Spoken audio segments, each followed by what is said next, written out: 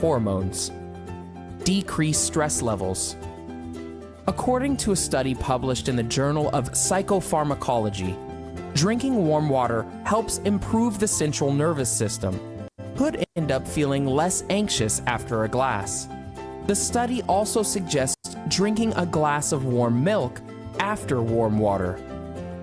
If your throat is sore or dry, hot water can temporarily decrease and can also reduce any associated swelling. Water in general is used for reducing cramps and bloating, but hot water packs a powerful punch because it relaxes your stomach muscles at the same time. Hot water in the digestive system also stimulates the colon to be more active, setting up the body for better food absorption throughout the day. Hydrated in general also reduces food cravings, and since hot water stays for longer, it helps you feel fuller longer. But while cold water has its downsides, remember, drinking cold water is still way better than drinking no water at all. And I'll probably still reach for a nice glass of ice water when I'm out on a hot day, because, well, it's refreshing. So, do you drink a lot of water? What are some tips you have for people who don't drink a lot of water? Let us know in the comment below. Enjoyed this video? Hit the like button and share with your friends. Also, subscribe to our channel for more videos like this. Thanks for watching.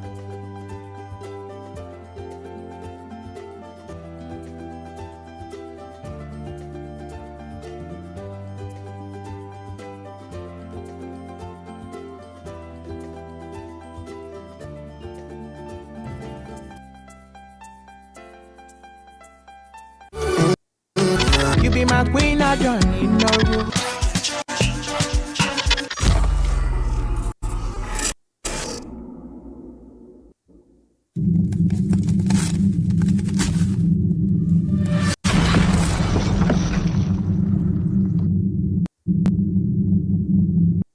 This is Peter McGlass, or you can call me Peter McGogo. All you have to do to be part of this Ichola Mega Box game show for KBN TV is type *64*23, voila! Game show. In there you find the option which is pick a box. When you pick a box, you find about 6 different prizes or boxes. Each box contains different prizes. What are you waiting for? Start playing now, Iwe. Hello, this is Peter McGogo. Yes, all you have to do to be part of Ichola Mega Box for KBN type *464*23, Iwe, voila! Nishuangena kudala mu game show Mega Box for KBN TV Iwe.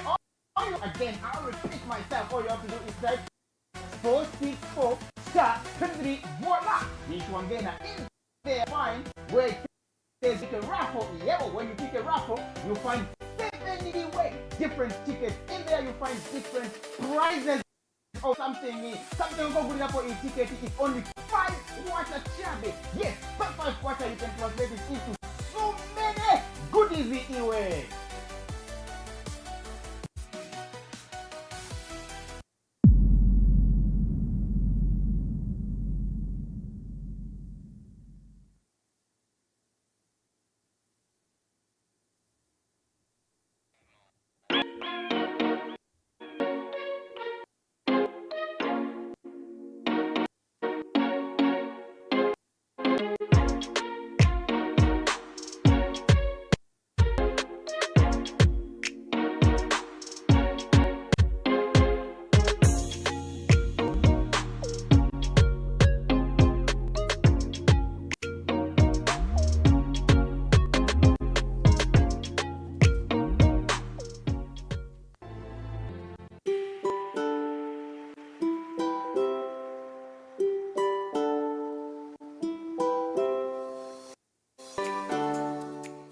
Seven reasons why drinking alkaline water daily will change your life. 1. Hydration. Research shows that drinking alkaline ionized water hydrates your body better than helping to relieve stress and promoting higher energy levels. 2. Detoxification. Alkaline ionized water provides the body with a daily cleanse. Your kidneys, colon, and liver will smile as ion trapping draws out acidic toxins and increased levels of antioxidants cleansing. 3. Balance body pH. Research shows that by raising the pH of your urine by just pH can prevent or eliminate the symptoms of metabolic syndromes, such as high blood pressure, high cholesterol, high blood sugar, kidney stones, and obesity. 4. Weight loss. Better hydration allows you to have more intense workouts that burn more calories. One study showed that people who started drinking alkaline water lost an average of 12 pounds in 2 months. 5. Alkaline water triples the antioxidant strength of vitamin C, and alone it acts to counteract harmful reactive oxygen species with DNA and tissues. Combined alkaline and vitamin C work effectively to neutralize harmful free radicals. 6. Heart health and blood pressure. Alkalized water has been shown to reduce blood pressure and lower cholesterol levels in people with mineral deficiencies. 7. Health. Alkaline water has been shown to reduce oxidative stress in the body, the liver. Alkaline water has also been shown to increase level of a critical antioxidant protects the liver. For more information on how alkaline water can improve your health, click the link in the bio or visit www.mypalm.com.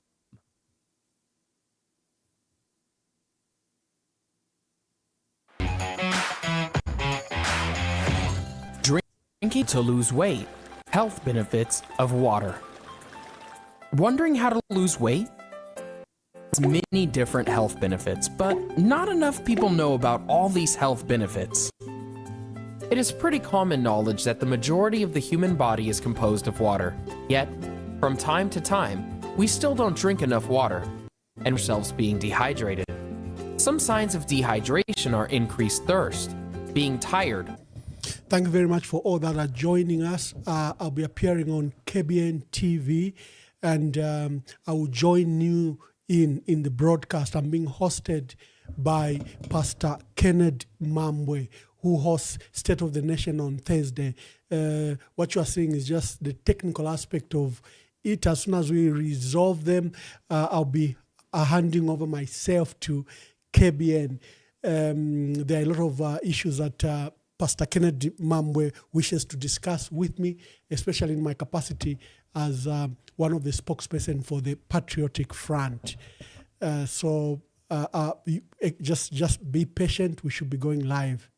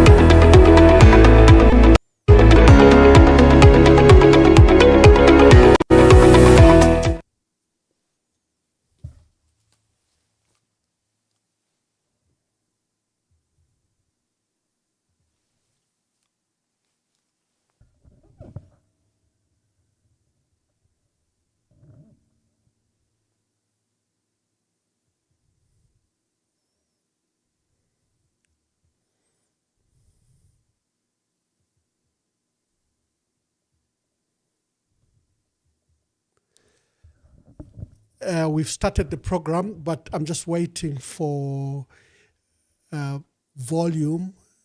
Let's see. To State of the Nation. I can see Pastor. Thank you very much. I Ambassador, can hear you. Can you hear me? I can hear you, but let's configure the picture. I think the picture is showing one person. Yeah. Martian, please.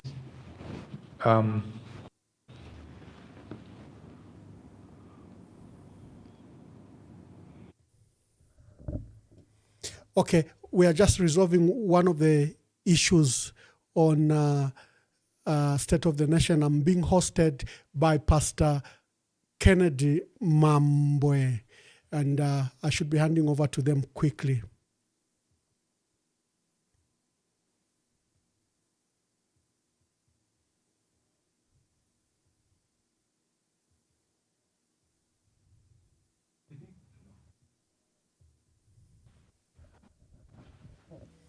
Pastor, over to you. Ambassador, good evening and welcome to State of the Nation. Thank you very much. And I hope that your team can quickly give me your picture. Yeah, thank That's you. right. Are you able to get me? Yes, and I can see you. Hello, Ambassador. Yes, I can see you. All right. We're going to take a short break to resolve the technical glitch and connectivity between ourselves here. Ambassador, there he is.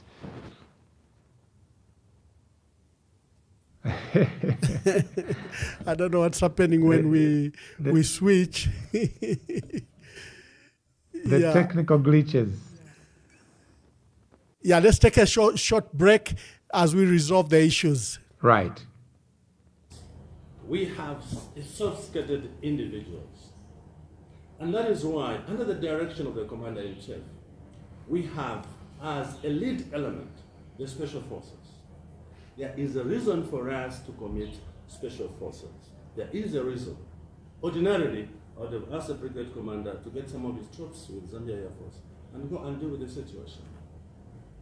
The Army commander is not saying, as part of a joint interagency operation, I will go in Mufumbe and open fire at enemy.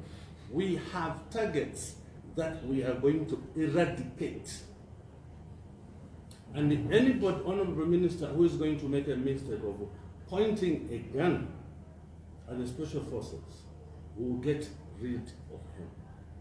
We will get rid of him.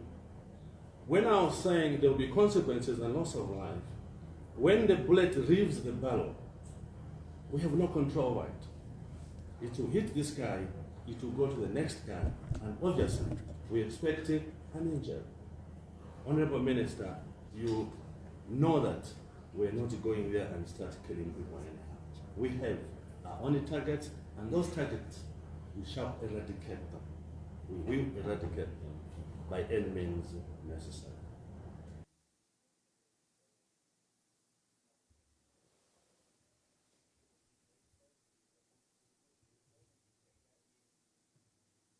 Okay.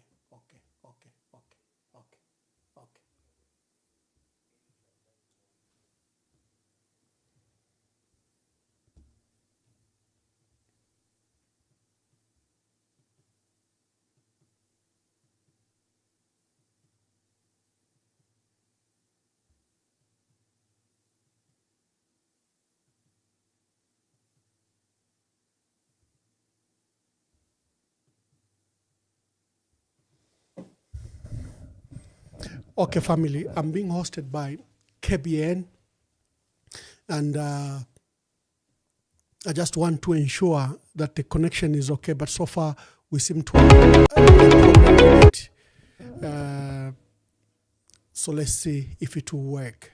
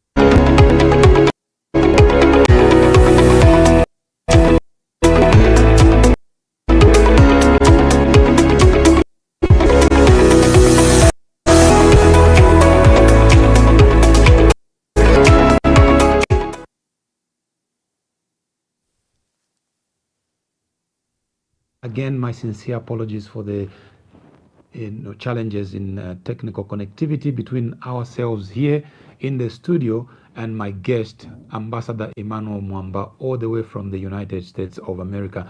Let me take this opportunity then to welcome Ambassador Emmanuel Mwamba to State of the Nation. Thank you, and thank you, Pastor Kenneth Mwamba, and thank you for the gracious opportunity by you and your management in hosting us. Hello, Ambassador. Ambassador, I'm not able to hear you. Oh, thank you very much. I was just thanking you for the opportunity, and I was just thanking you for hosting me. Ambassador, how are you doing in the USA? Are you not facing the wrath of Mr. Trump? I'd like us to start on a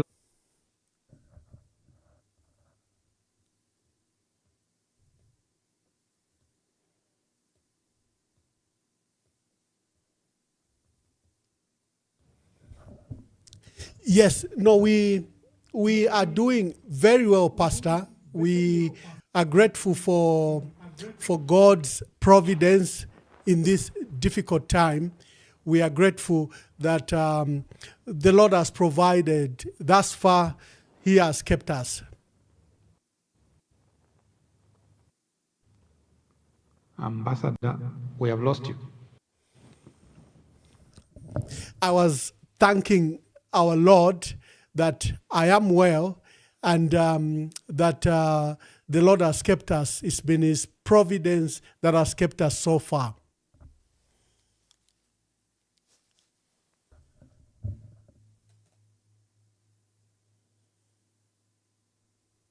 We seem to have some challenges.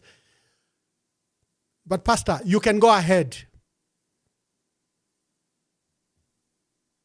Feud between yourself and Dr. Nevas Mwamba.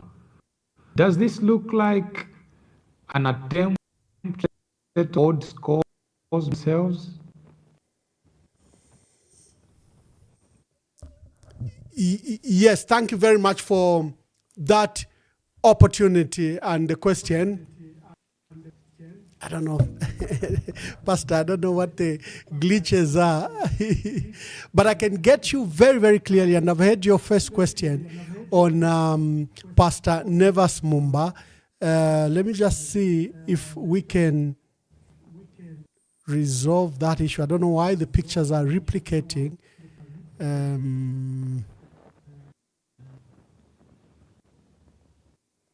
Yeah. Anyway, as we are resolving that, I think our people can get the audio.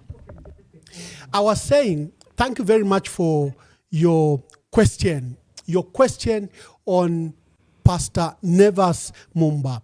You are stating that you saw my write-up and the write-up with Pastor Nevas Mwamba. Is this a personal feud? Connectivity challenges with my guest. I'm not too sure on his end. Technical challenges are bound to happen, but I hope we can get past these glitches as soon as. So, are we okay, Pastor? Are we okay?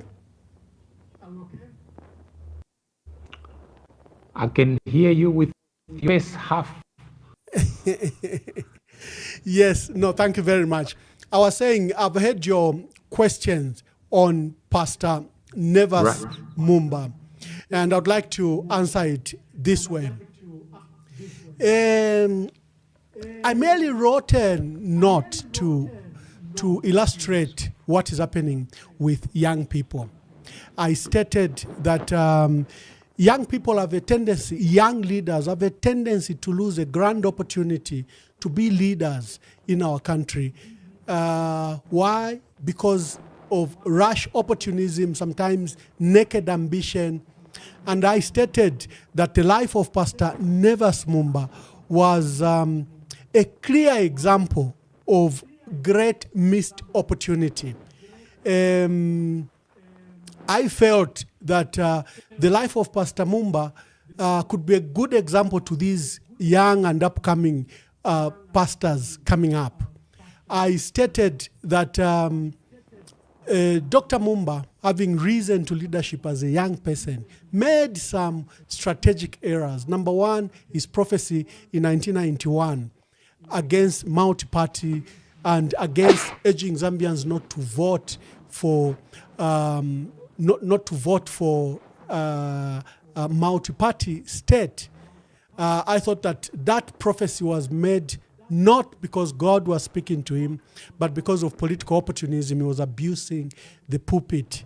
My other concern was that he has since made subsequent mistakes rising out of merely opportunism. I gave an example when he was vice president of to President Levi Mwanawasa, how he was appointed and how he lost that job. I was not attacking Dr. Nevas Mwamba in any way. In fact, my first letter was really written on principle, not to attack Dr. Nevas Mwamba, but to give him as an example. He responded by, malicious personal attacks against me, making false allegations against me. And I was shocked by that response. As you are resolving the issues, maybe let me hand over to you as you ask your second question. Very well. Obviously, he responded to you, almost making some very personal allegations against yourself. I'm not too sure whether I am even qualified to speak to some of those allegations. What has been your rebuttal to some of those unfortunate, allegations against yourself and this to do with the second and the unfortunate incident regarding the vice president, former president rather?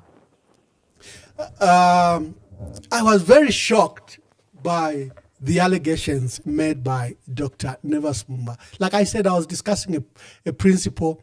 I was discussing what should happen if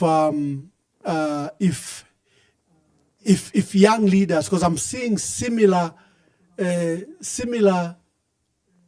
opportunism, similar traits by very, very good leaders that are potentially can be our presidents in this country in 2026, and they are making those mistakes. So the response by Dr. Nevas Mwamba, where he personally attacked me, he said I need to take care of the family of the late president, that me and probably he was insinuating me and Mr. Sata probably had something to do with the death of the late president. Those remarks are not only criminal, they are not only defamatory, and I reserve the right to pursue these matters probably in the legal court, because there are many people that make these allegations. They are no ones. But when a former vice president who was eligible to rule our country makes those mistakes, makes those allegations, he must be held to the strictest of proof. To my knowledge, the late president died of natural circumstances. I'm not aware of any other circumstances. We had been nursing the late president with a serious heart condition from 2004. And he was given a period of 5 years. He outlived that 5-year period which the experts gave him. They had proposed that he takes a heart pacemaker or he has a heart transplant. Dr. Chiluba refused all those issues based on his faith.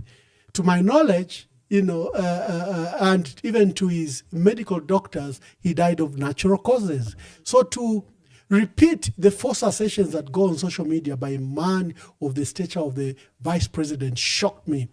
And like I said, I reserve the right to pursue these matters and to hold Dr. Nevas Mwamba in the strictest of proof of what he said. Like I stated, to my knowledge, the late president died of natural causes. He had a serious heart condition from 2004 till we lost him in 2011. Pastor, it is just so sad that you raise a principle and people choose to be malicious. You raise an argument based on rational matters, then they decide to bring character and personal assassination. And that is what has characterized our debate in our country. Normal debate just doesn't exist.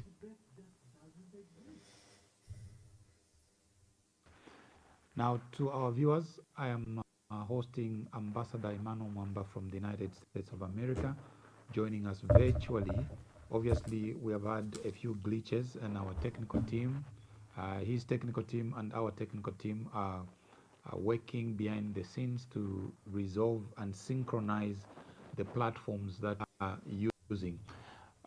We continue with our discussion. Ambassador Emmanuel Mwamba, recently the Tonse emerged victorious in the Chawama by-election. Obviously, the main party there was the Patriotic Front using the special purpose vehicle of FDD. We have seen a lot of excitement around this win. My question to you is, do you think this Chawama win and the excitement it would be sustained to impact the August elections? What are your reflections on this? Yeah, thank you very much. The decision by Tonse and the challenges regarding Tonse, in my view, were apt. There are various factors that made the opposition win that election. First, they had a good candidate in Bright Nundwe, former permanent secretary Copperbelt. He had been trying to stand in that constituency since 2011. He tried in 2011. It was given to President Edgar Lungu. He tried in 2015 when there was a by-election, when the MP became president. He tried in 2016, but was not adopted. They adopted Mr. Schadwe, who had been on the queue for a long time. He tried in 2021, and again in 2021, he was bypassed and given to Councillor at the time, Councillor Tasila Lungu Mwansa. So the opposition had a very good candidate who had a presence in the constituency. Secondly, the feelings around the current government are very, very strong across the country, especially in the city, which has suffered one of the worst load shedding, is suffering issues like the highest cost of living, crisis in living memory.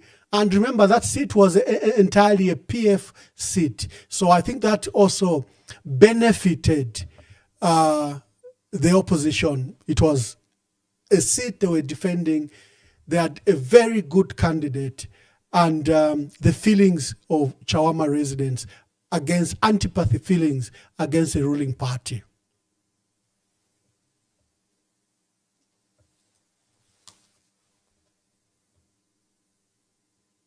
Chawama victory must be treated, independent of the national sentiment. Do you really think that what happened in Chawama could actually be replicated in the August 2026, or this is a standalone victory and it must be treated as such? I need to get clarity on that. Thank you, Pastor. No, not at all. The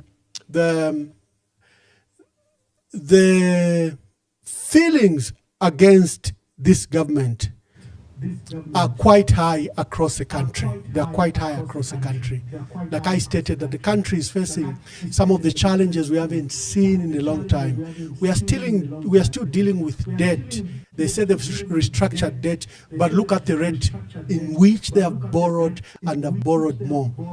Look at the, like I said, the cost of living crisis, load shedding. I'm getting reports on social media that it looks like load shedding is back.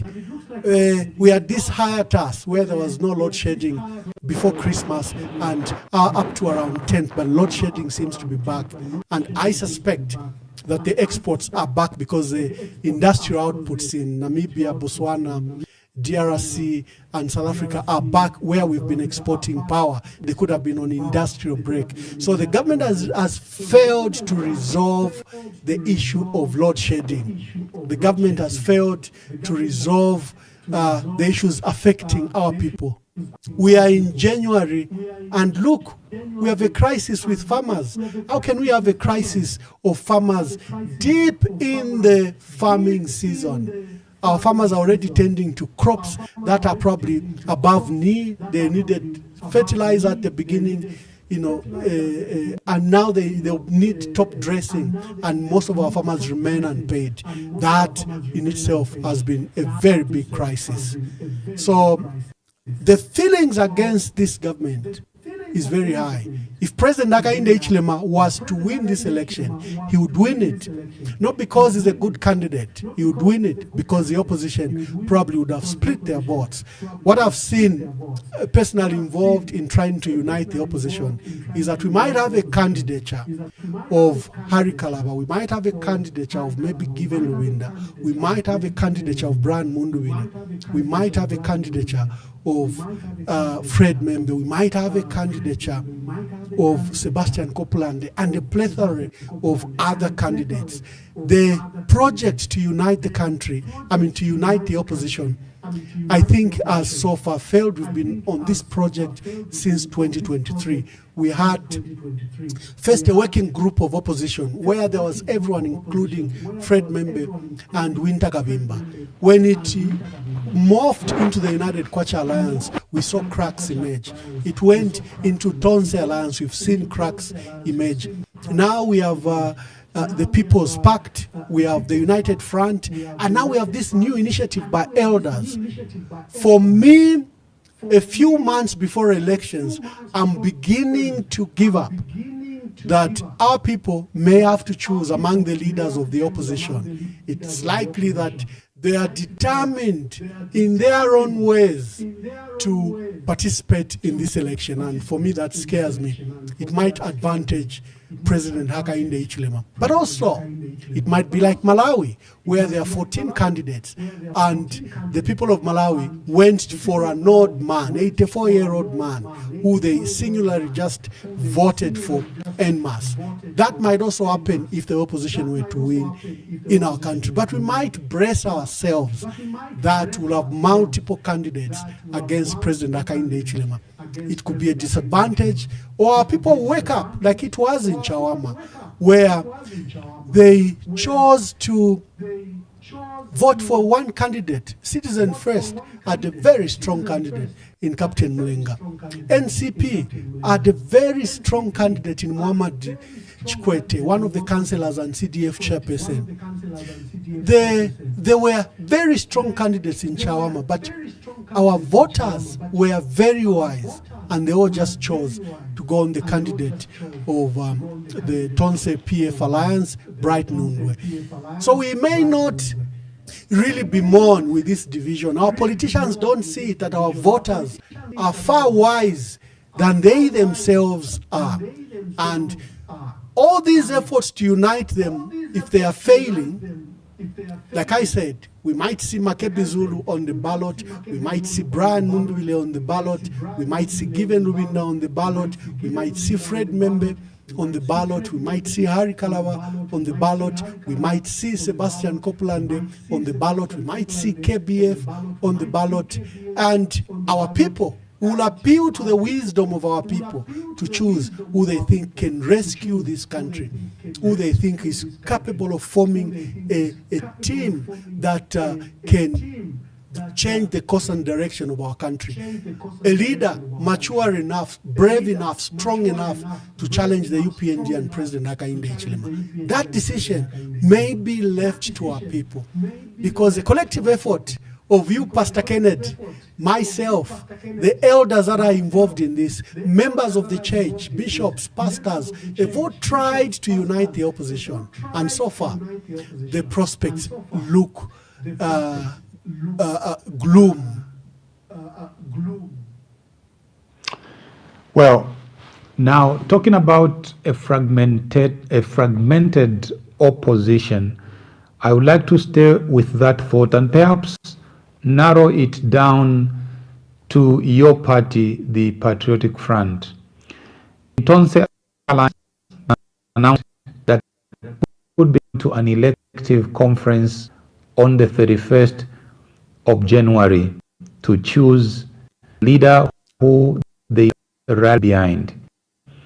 The bigger Patriotic Front, which was the anchor party previously before they were booted out of Tonse Alliance, they through the acting president, Honorable Given Lubinda, who was our guest last night on the big hour here. He has announced that the PF is going to an elective conference at the end of February. And then you have the efforts of the elders through what is being called the conclave, and some of the strong candidates from PF, like Honorable Brian Munduvile, had to resign from there after rumors came out that he was marked for an exculpatory letter, which later on actually materialized. But by then, he had already announced his exit from the conclave. With all of that going on, do you think that in the next 4 months remaining before Parliament is dissolved in May, there is absolutely nothing that could happen out of all of these efforts? You think to come down to the masses to choose who they think is the best candidate among all of these? And I would like for you to speak to whether or not these are, self-centered kind of desires from all of these, presidential candidates. Is there not anything, a cause bigger than themselves that can tell them that let's withdraw and let one or two of us take the front seat? Does it have to come down to the Zambian people, or shouldn't these leaders really exercise leadership and introspect? Zambia is bigger than their personal ambitions.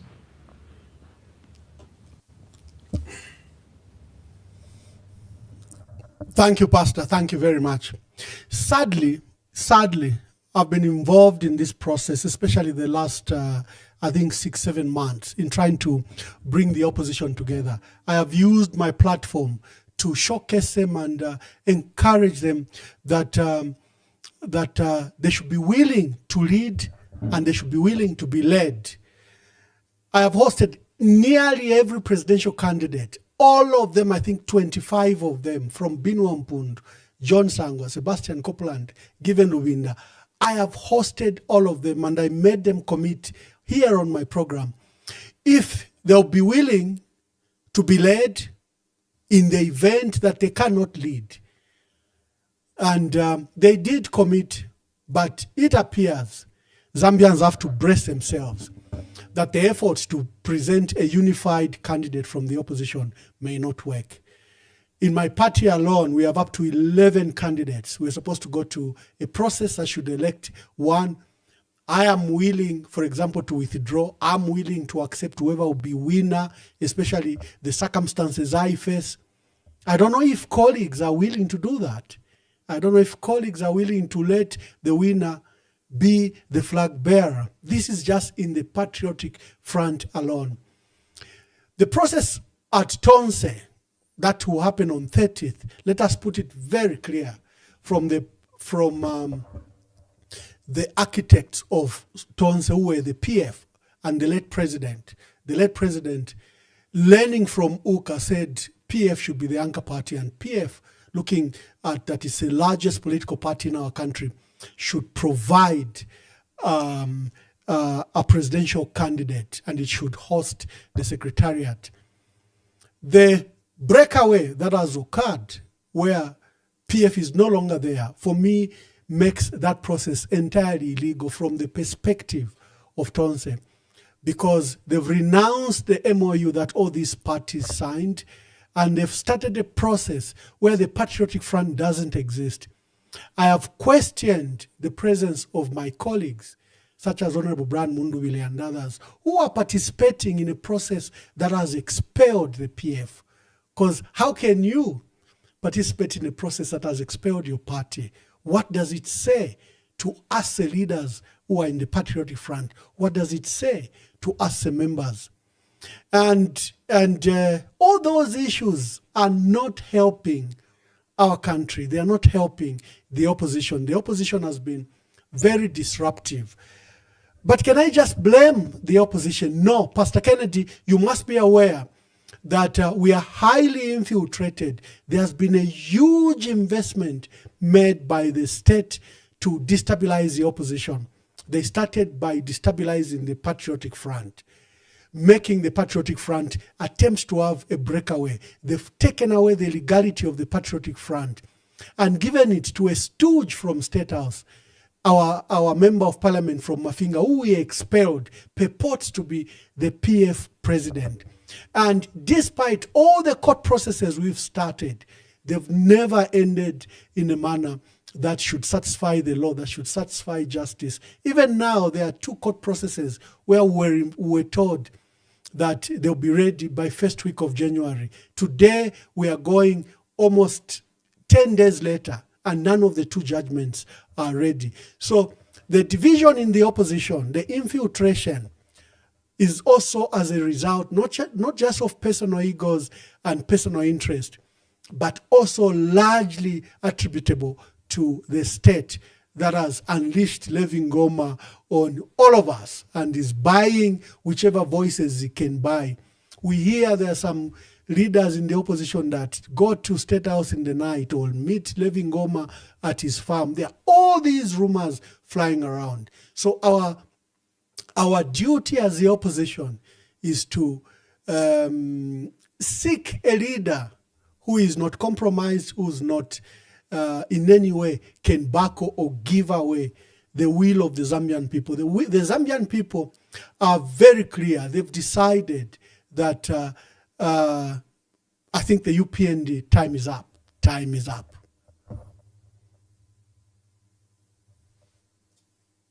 An allegation against Mr. Levi Ngoma, who is not on the program and obviously can't defend himself.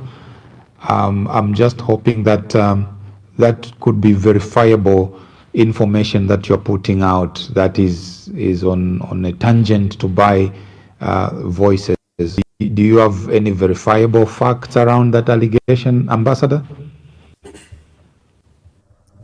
The allegation, in fact, should be on President Hakainde Hichilema, not on his runners like Levi Ngoma. When our dear brother Mal Sampa held that first conference, you saw where the challenge was. You saw where the difficulty was. That this was a State House project. Look at the number of deployment. Over 200 police officers, very armed with the anti-riot gear that surrounded that conference. Look at what has been happening at the Registrar of Societies, where illegalities have happened to disenfranchise the legal and legitimate owner of the Patriotic Front. This has been a process by State House and President Hakainde Hichilema. We have stated from 2023 that President Hakainde Hichilema has attempted to steal, kill, and destroy the Patriotic Front. He's attempted to buy our members of parliament. You saw what happened on Bill 7, where certain members of parliament were even transported and paid a lot of money. They said to Livingstone and they said to Lower Zambezi to vote for Bill 7. So these are not political allegations. These are verifiable information that we've repeatedly stated that President Hakainde Hichilema has been engaged in attempting to destroy the PF, which is the largest opposition party, and in turn destroy the opposition. Look at the number of people he has jailed. Nearly every leader in the opposition is facing some criminal charge of some sort, or is in jail, or is on bail, or is facing an investigation. So this has been systematic attacks on the opposition. It is not only on the opposition, also on critics like Brebna Changala and other critical voices who have not been spared and are also appearing in court for that strong, for the project by the state to attempt to leave President Hakainde Hichilema as the only leader to stand in 2026 elections, or only credible leader, or he should face a plethora of other leaders by his engineering to destabilize the opposition. But we remain hopeful that a leader will emerge who our people will accept and support, and will challenge President Hakainde to his defeat. Because the attacks on the Patriotic Front have been attacks on democracy. Many people think that it's just infighting in the PF, it's just political differences in the PF. No, this has been an assault on the PF to extinguish its strength in parliament, to extinguish its strength in the country, and to ensure that only the UPND is a strong party standing. And then they can say there is no opposition, because they think that they've destroyed the opposition. And that's why the entire country should take a cue from Chawama, because they've been preaching for 2 years that there's no opposition.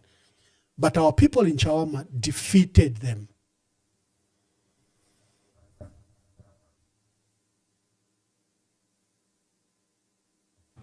Of a Zambian farmer. This year, the Lord has been great. The nation has been blessed with abundance of rains. Across the country, there is not a place that is complaining of scarcity of rains.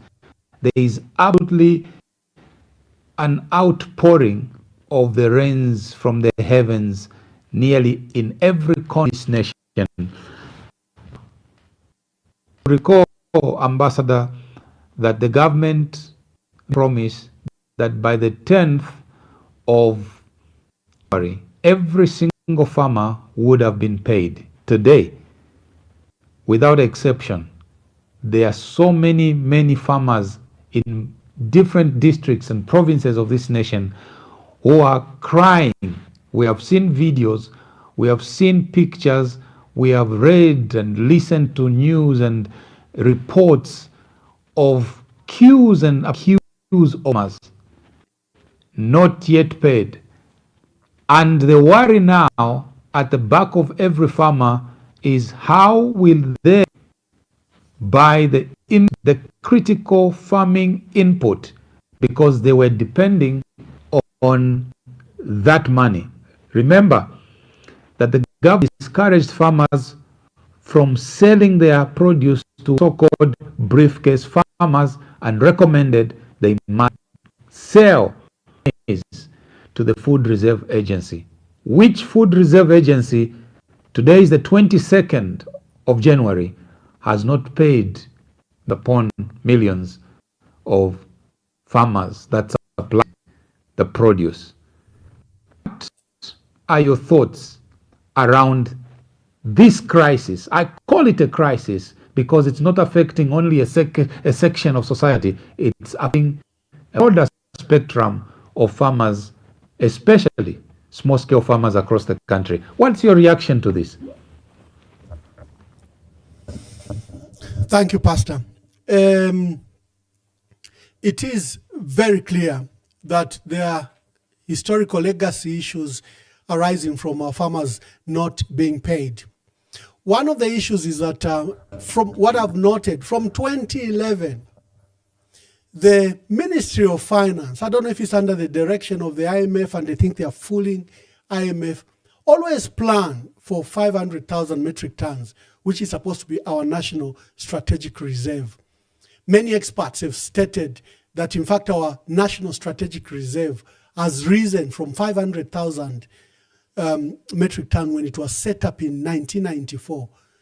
Now our country consumes up to 2.4 million metric tons of maize per year. Now, your national strategic reserve should be a harvest that should last you a year in the event that your farming season, in one way or another, floods, drought, or whatever the circumstances fails, you should have a national strategic reserve that should last you for a year. So, first of all, we should not plan for 500,000 metric tons as our national strategic reserve. That's already erroneous in our planning. Because in the event that we have a serious crisis, that's almost just 2 months' supply. We should plan for 1 year supply, which is 2.4 million metric tons. So you cannot have a country that from 2011 now, 2015, 2017, 2019, 2021 is producing in excess of 3 million metric tons. And you plan to buy 500,000 metric tons. You are planning to fail. Clearly, you are planning to fail for that reason. You know why? Because the commercial farmers have stayed away from maize. The maize issue is a political issue. A commercial farmer will not venture into maize because it's not sold at commercial rate. It's determined by a floor price issued by the Food Reserve Agency. So commercial farmers stay away. So if the country is producing an average of 3 million metric tons and you plan to buy 500,000 metric tons, there is no marketing strategies placed. There are no proper markets where our farmer can take. An ordinary farmer can't export to DRC. It requires, a proper value chain based with proper commodity traders set up in our country if our farmers were to sell to the private sector. So there is no capacity for our farmers to sell anywhere else other than the Food Reserve Agency. So then why does Ministry of Finance from 2011 plan to buy 500,000 metric tons? Because eventually when you buy the maize, what will happen is you either only have money for 500,000 metric tons, and for the 2.5 million metric tons or 3 million, there'll be no money available to the farmer. The politicians will keep on lying to our people that will pay you on September, in October, in December, and now here we are in January going to February and our farmers remain unpaid. So one of the issues is in the planning, and Ministry of Finance has not helped the process. Number two, when government says we'll pay you by 10th, they should pay you by 10th. Today I saw a funny video where farmers were being told to go to Wengwa police station, that they should report themselves to Wengwa police station. Apparently they had sent, I think, a cashier at the police station to pay the farmers around Wengwa. So it's even very ridiculous how we are handling this matter. The pain of seeing those videos of our farmers sleeping in corridors, sleeping at banks, sleeping at FRA sheds is regrettable, and it demonstrates a failure of leadership. Remember that our president prides himself that he is a farmer himself, that is a rancher and is a crop farmer, and that he understands the issues of the farmers. So how can we have this catastrophic failure of leadership in the agricultural sector since 2021? He sold maize when he didn't need to.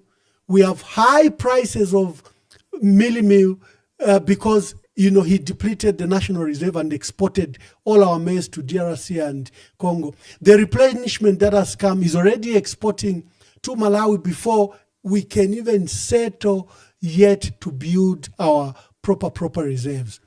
It has been chaotic, and it's lack of leadership. And remember, that's why our people are asking, where is the president?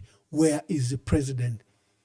Because if you have these issues, you have diesel shortage, and no one is talking about the diesel shortage. You have army worms that are ravaging some of our crops in some provinces.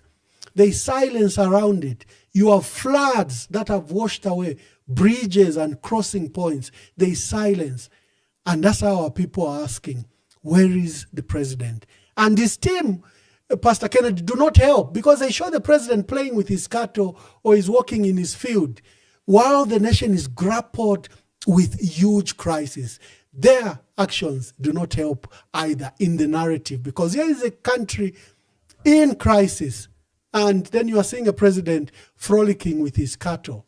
It doesn't show seriousness that there's someone attending to the matter. If his system was robust, his system was effective, we would have seen a team around washed away bridges and crossing points. We would have seen robust responses to flooded areas. I was looking at the pictures from Mozambique where the president is visiting all flooded areas in Mozambique. We can't see that. We saw one picture of Honorable Mutalena Lumango going to Lundazi because that's one of the worst cases, but the floods are everywhere in Muchinga, in Central Province, in Southern Province. Remember, in Southern Province, we have over 1,000 people on record that have been displaced and they are living in tents. So we have a crisis, but the response has been poor. And the matter affecting our farmers is depressing, to say the least. Ambassador, the Mufumbwe illegal gold mining has sparked public outrage after the Army Commander, Lieutenant General Ziele, made a shocking announcement, first in Kabwe and later on the Copper Belt, that is under instructions from the President, who is the Commander-in-Chief, to exterminate targeted elements. Those are the exact words from General Ziele, to exterminate targeted elements. Now, I want to ask you, how did you receive this information of potential imminent extermination? But before you answer, let's watch this video. Under the direction of the Commander-in-Chief, we have as a lead element the Special Forces. There is a reason for us to commit forces. There is a reason. Ordinarily, I would have asked the brigade commander to get some with Zambia Air Force and go and deal with the situation. The Army Commander is not saying, as part of a joint interagency operation, I will go in the Mufumbwe and open fire at enemy. We have targets that we are going to eradicate. And anybody, Honorable Minister, who is going to make a mistake of pointing a gun at the Special Forces, we will get rid of him. We will get rid of him. When I was saying there will be consequences and loss of life, when the bullet leaves the barrel, we have no control over it. It will hit this guy, it will go to the next guy, and obviously we expect an injury. Honorable Minister, you know that we're not going there and start killing people anyhow. We have our own targets, and those targets, we shall eradicate them. We will eradicate them by any means necessary. With consequences, we have targets to eradicate, and there will be consequences. Ambassador, your reaction. First of all, you know, as a student of peace and security, and I obtained a master's degrees in it, I was very alarmed. Those words have been used in Rwanda for the genocide when security forces kept on referring to cockroaches. We've seen similar language in Liberia when there were those amputations where they were regarding certain people in certain manner. There are lessons from, like Bemba language, ukufaliko muntu amala ya ambushi, because people are usually innocent. So to bring them to be attacked, mwabafarika amala ya ambushi, pakti wa ambo kununka, so that it justifies your attack on innocent people. Pastor Kennedy, let's start with the role of the Zambia Army as defined by our constitution in Zambia. The army protects the sovereignty and territorial integrity of our country. So you see their primary role is to deal with external forces, to protect our sovereignty and the territorial integrity of our country, where our borders are, if we have threats from any of our neighbors or anywhere else. The army, otherwise, also have roles, for example, if law and order has broken down in your country, because law and order is a preserve of the Zambia police. But if law and order has broken down to an extent that there's civil unrest, there is civil war, or there is civil conflict in your country, you can summon in the Zambia Army, the Zambia Air Force, to then help restore public order. Zambia is at peace. We do not have a situation where there is civil unrest. We do not have a situation where there is civil insurrection. We do not have a situation where our public law and order is broken down to the extent that you need to bring the might of the army. The remarks by the army commander, I know you are a public broadcaster. You know, you are regulated by IB, and we have to be sensitive to that extent that issues of security are important. But when you have an army commander behaving in the manner that, you know, Lieutenant General Ziele has, not once, not twice, he's been quoted 3 times, using inflammatory language, threatening citizen, threatening to take away life. And the words exterminate means not just to kill, but to kill and destroy completely. That is a very heavy word. And he even repeated and defended his word when he saw the minister, Honorable Matambo, on the Copper Belt. To use the word exterminate is to use gaseous chemical weapons. So he wishes to fumigate illegal miners. He wishes to exterminate illegal miners. Today, he disclosed another serious factor. He says the president has deployed not the ordinary army. So he's not even taking the ordinary army. He's taking the special forces on unarmed youths that are just trying to earn a living.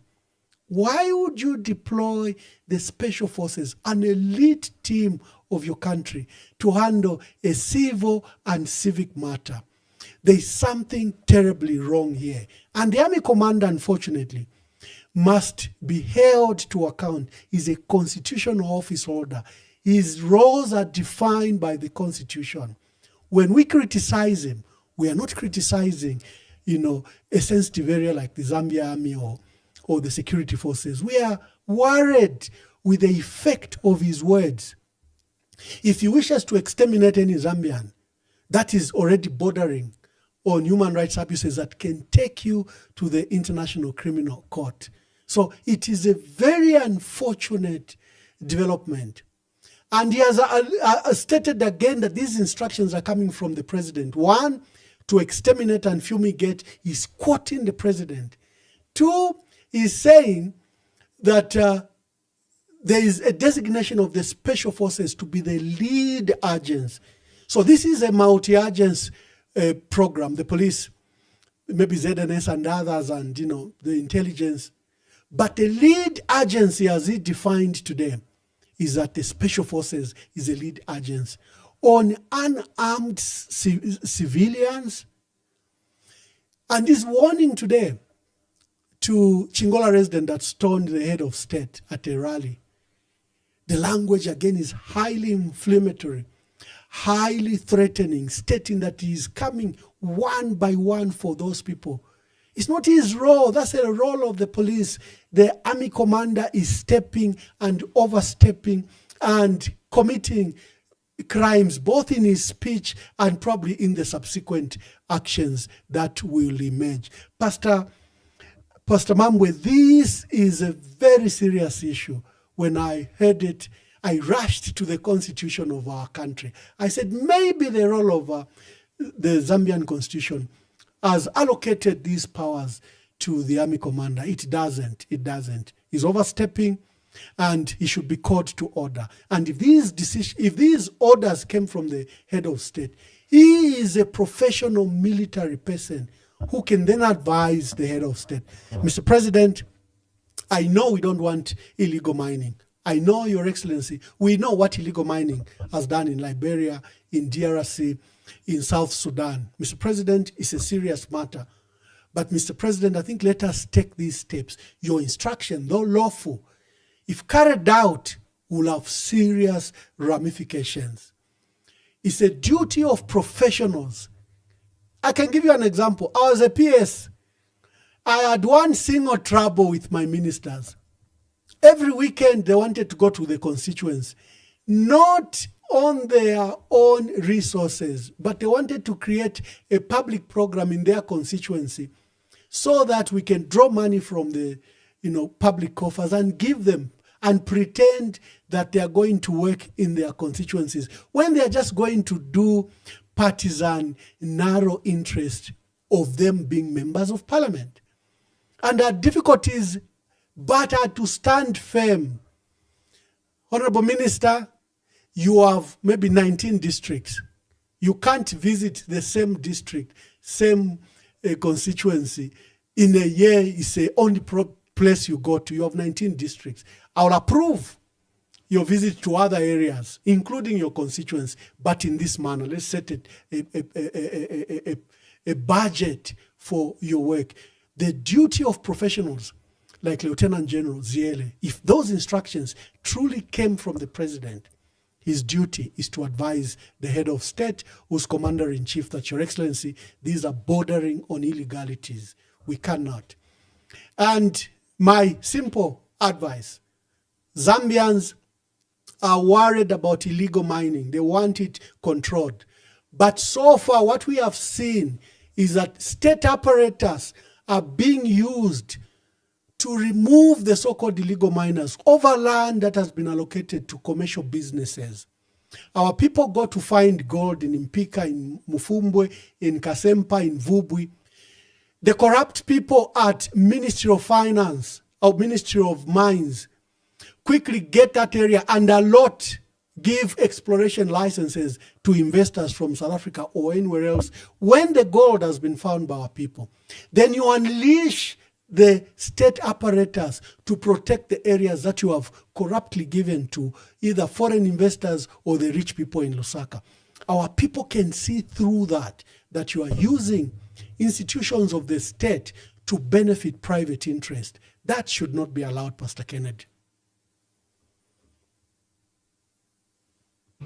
As civilians, I think the general in his call to the Copper Belt minister did hint to the effect it would have in this. Might suggest that if they do not act, there are certain activities in those targeted areas that might impact our sovereignty. He didn't give much detail, but he seems to suggest that they are acting on solid intelligence that has prompted the state to issue those instructions. Maybe you may be commenting from an uninformed perspective. It's just an alarming statement to justify, the use of state apparatus to secure private interests. That's all. If government is worried about, resources being looted by unknown people who are not paying taxes, they should start by imposing taxes on the big mines themselves. We are letting the big mines export concentrates free of charge. We are giving our mines tax holidays. The so-called special information that they may have. The people mining in Mpika, our young people. And I would like to agree with Frank Tayali, the Minister of Transport, who challenged his colleagues and they were trying to stop him at the rallies a day after the president was, booed, stoned, and chased from Chwempala. they held a rally in Kitwe. You remember what Frank Tayali said? Mr. President, the people are allowing illegal mining is ourselves here. We have youths that we have sent in these areas. We get cashing from them. A month after Mufumbwe gold mining was closed, there were public reports by ZMBC and all of you where 4 young people had died, 2 from Central Province and 2 from Southern Province. And everyone asked, but you closed the mine. How can then people die in the mine that you had closed? What is happening here is that the ruling party is complicit. The ministers are complicit. They have young people they've unleashed and are protecting. Everyone is involved in this illegal mining. Everyone. And the allegation that there are certain interest groups that are being targeted is not true.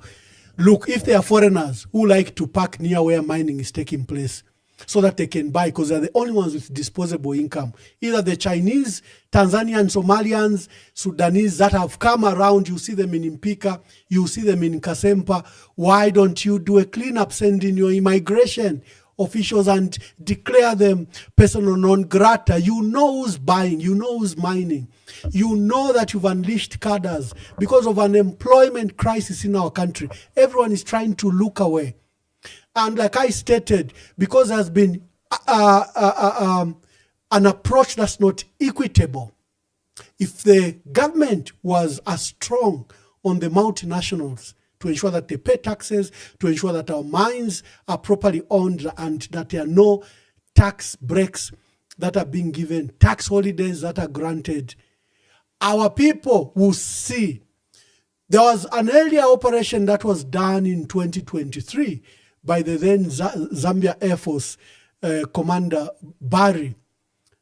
And I condemned it publicly because he went with a South African investor, if you look at the video, and was declaring the illegal mine in that area, that this investor has been given an exploration license, and he was removing using Zambia Air Force soldiers in Mwamba. I said, that's totally wrong.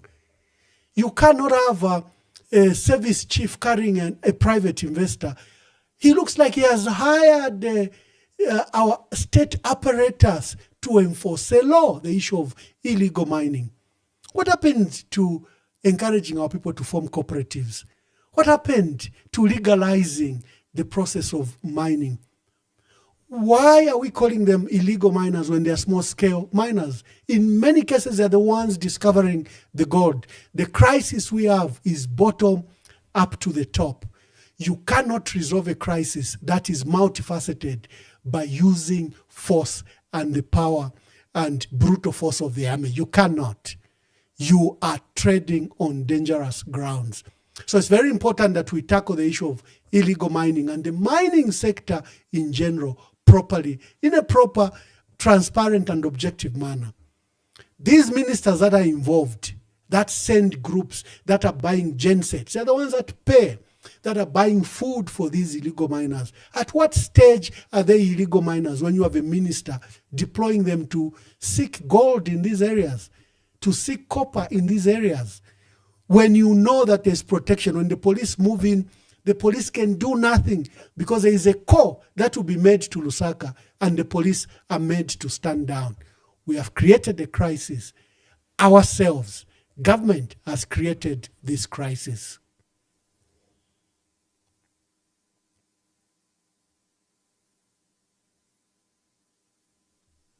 Pastor, over to you.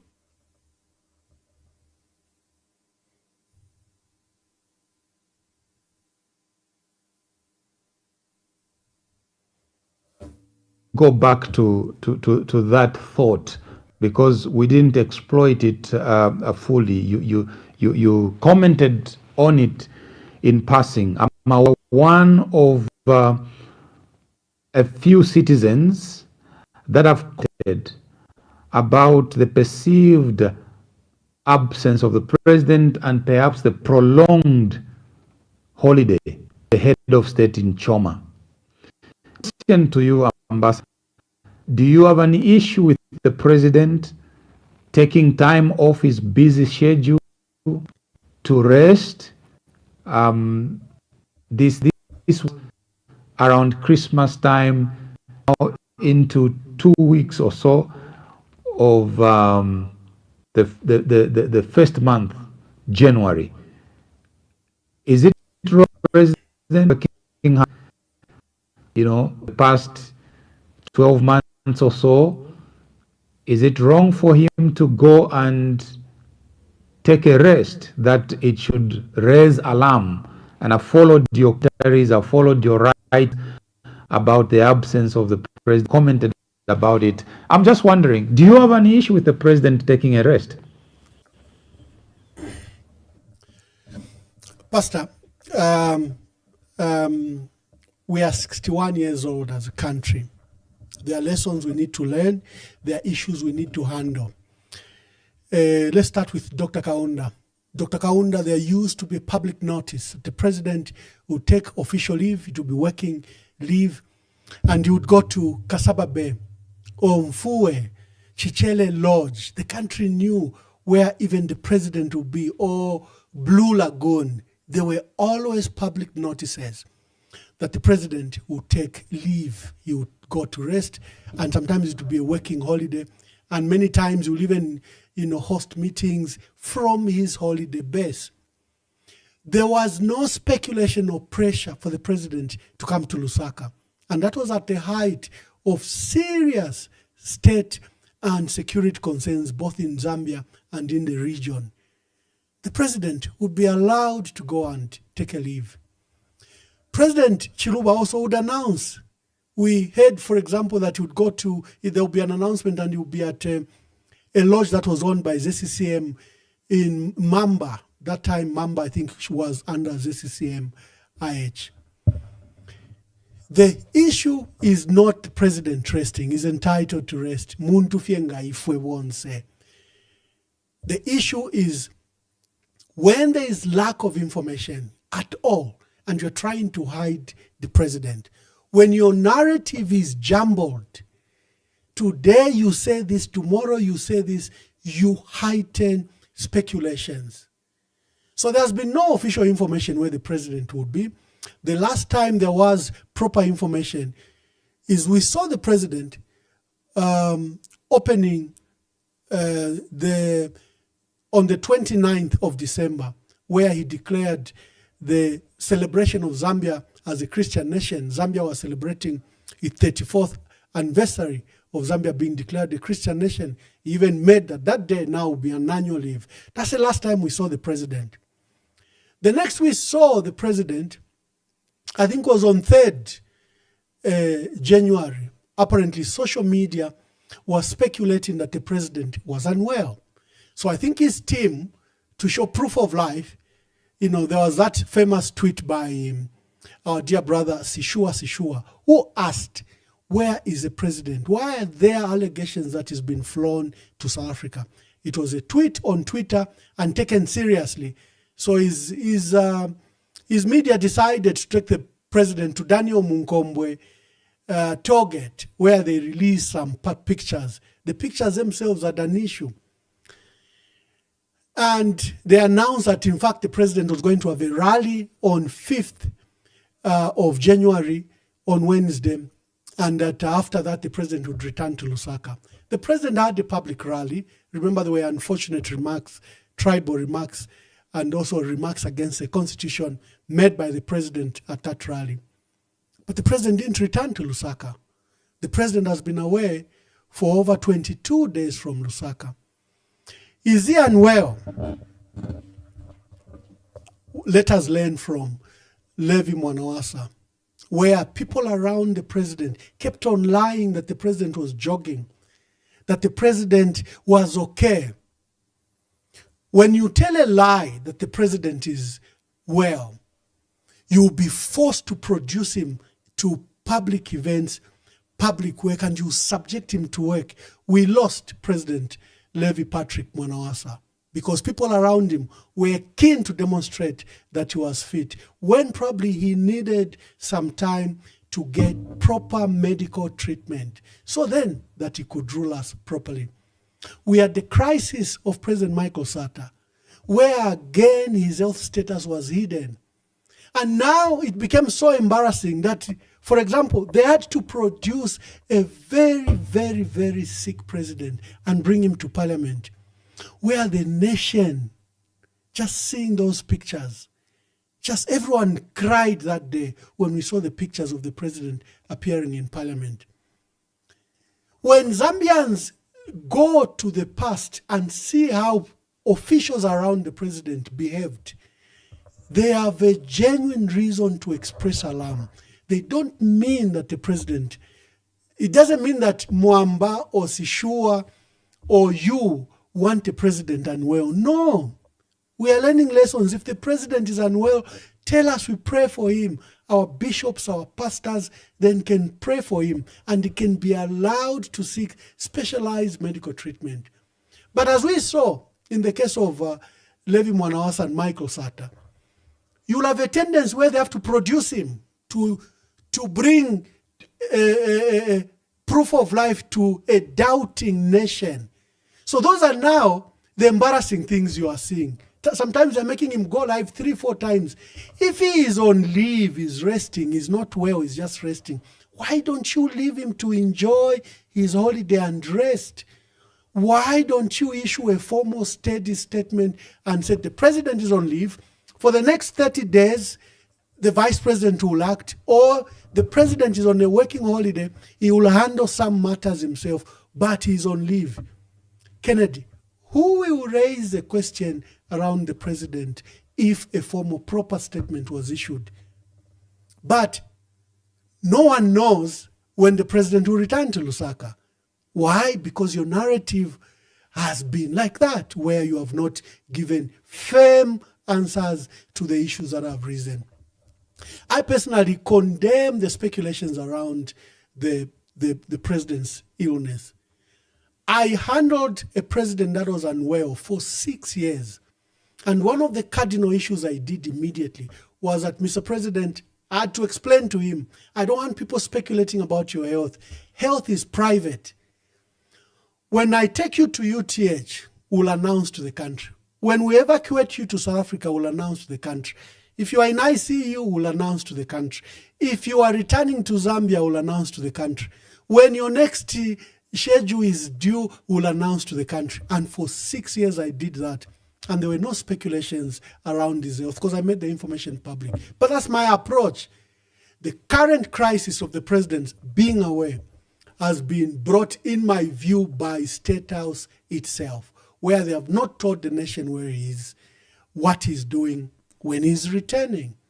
And remember, we have various crises. Floods, bridges are being washed away. Our farmers are sleeping in the rain, in the cold, in corridors. Our farmers are now being sent to a police station to get their money right in the middle of the season.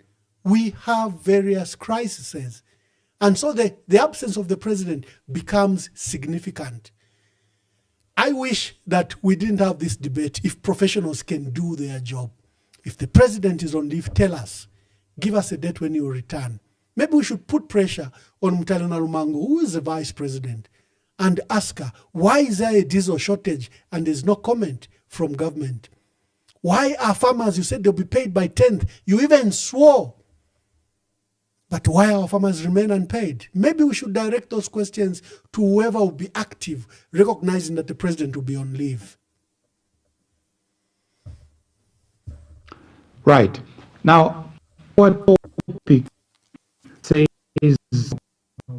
facts in 2026 elections, which is from where you are sitting, you are assuming you are interacting with political figures.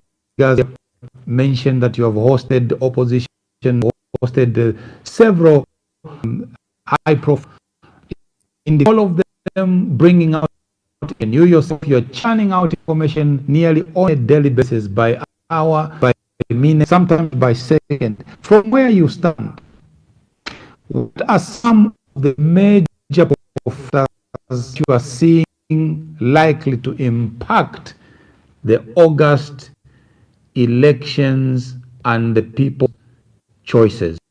What are those factors? Thank you, Pastor Kenneth. Number one factor is the state of the Electoral Commission of Zambia. The opposition have demanded that we have an independent Electoral Commission. Currently, it's not independent. We have cadres in the board chair, Mwanga Zalomis and McDonald Chipenzi, clearly open UPND cadres for a long time. We have persons of highly professional, but their role in the past. Brown Kasaro, who's the CEO and the director of ICT, Victor Kachaka, Dr. Victor Kachaka from the University of Zambia, who they've recruited as IC director. We have concerns around ECZ and its independence, and it has shown, both in the voter registration, where there was a clear voter suppression exercise, where if you look at the figures of their targets in Northern Province, Muchinga, Luapula, Copperbelt, and Lusaka, they didn't achieve their target. Yet, they achieved up to 92% target in Southern Province, 90% in Western Province, and Northwestern Province. You have an electoral commission that is determined to disenfranchise Zambians. So number one, we have to deal with the electoral commission. Two, there has to be a proper public professional audit of that register. We understand there are underage children that were recruited. We are hearing a lot of things about the integrity of that register. There are things that the opposition must do. There are over 12,150 polling stations. If going by what has happened in Mwense by-election, in Kawambwa by-election, Pambashe by-election, Mongu by-election, Lumezi, Mfuwe, and now Chawama, if that is anything to go by, we have to monitor and protect that vote to ensure that the will of our people must be respected. There has been manipulation. The UPND, I can put it on record, and we've put it even in official statement, has been collaborating with ECZ, We saw it in these by-elections, where our monitors and camps are destroyed the day before elections by the UPND. And on the day of election, our monitors are chased away. We saw this pattern from Pambashe, Mwense, from Kawambwa, like I was saying, Lumezi, Mfuwe, until also the opposition raise a proper structure to counter that. This election will be stolen for those reasons. The unit of the opposition have already lamented that it might not be there. What we may see is a plethora of candidates, and Zambians must brace themselves and begin to realize that efforts of stakeholders, efforts of political parties may not yield the desired demand by Zambians that they should field one opposition candidate. We are likely going to have a plethora of candidates, and the Zambians must brace themselves to pick a candidate that can deliver the country and can challenge President Hakainde Hichilema.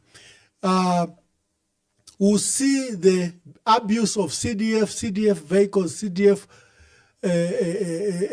money. We'll see the abuse of law enforcement agencies. My young brother and presidential candidate, Makebi Zulu, was in Eastern Province, and at every turn, there was the police to stop him from visiting our traditional authorities, to stop him from meeting our party structures. They were there. So we'll see an increase in the abuse of law enforcement agencies against the opposition and critics. And to Zambians, many people are saying this election is supposed to be our next independence. They're saying independence 2.0. Sadly, our political leaders don't seem to see the urgency to redeem our country. They have probably bought the narrative that is being peddled by the UPND, that they've resolved debt structure, they've provided free education, they've provided CDF. And CDF, by the way, is a joke. Because, if you calculate 46 million by 150, it comes to around, I think, 6 million. It's a drop in the ocean. 6 billion. Our national budget is in excess of 215 billion. So that's under 3-4%. CDF cannot impact anything in our country. It can't develop our country. You cannot deploy 2% of your resources to developing your country. You cannot. The resources in CDF remain inadequate. I've always stated that we should go back to funding districts and district profiles and district development. The money then jumps immediately.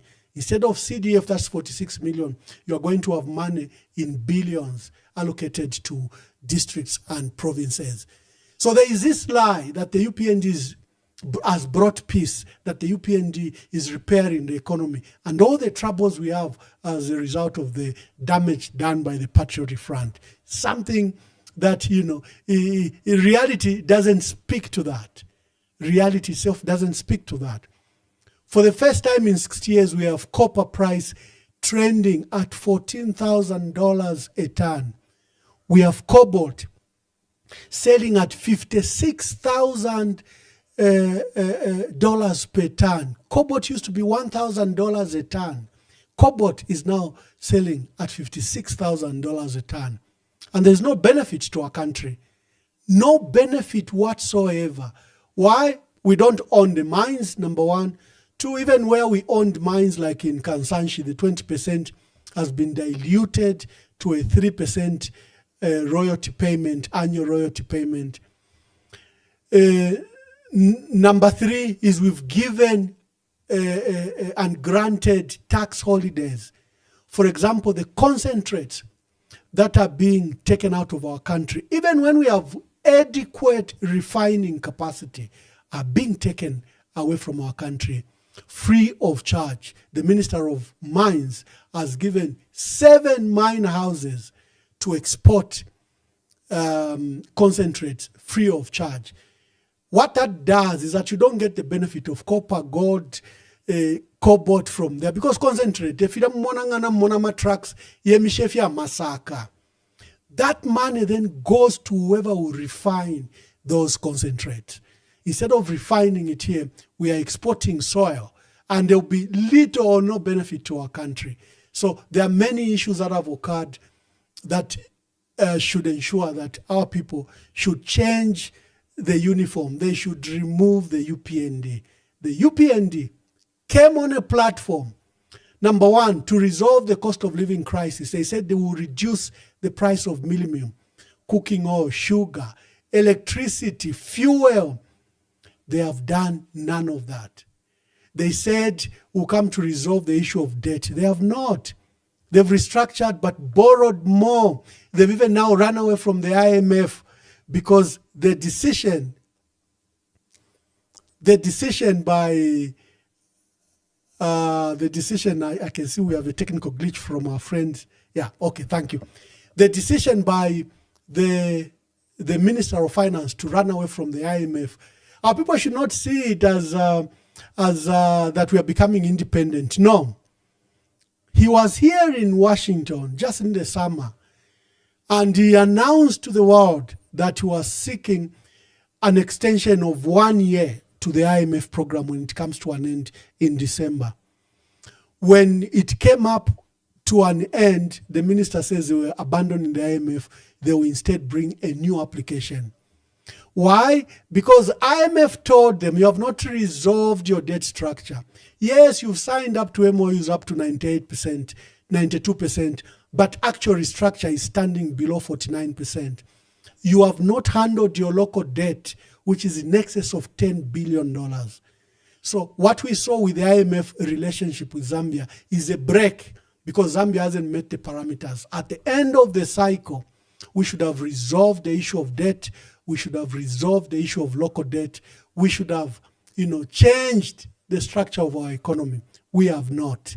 So with those failures, it's imperative that our people change this government. I have to go, Ambassador, but I need to ask you this last question.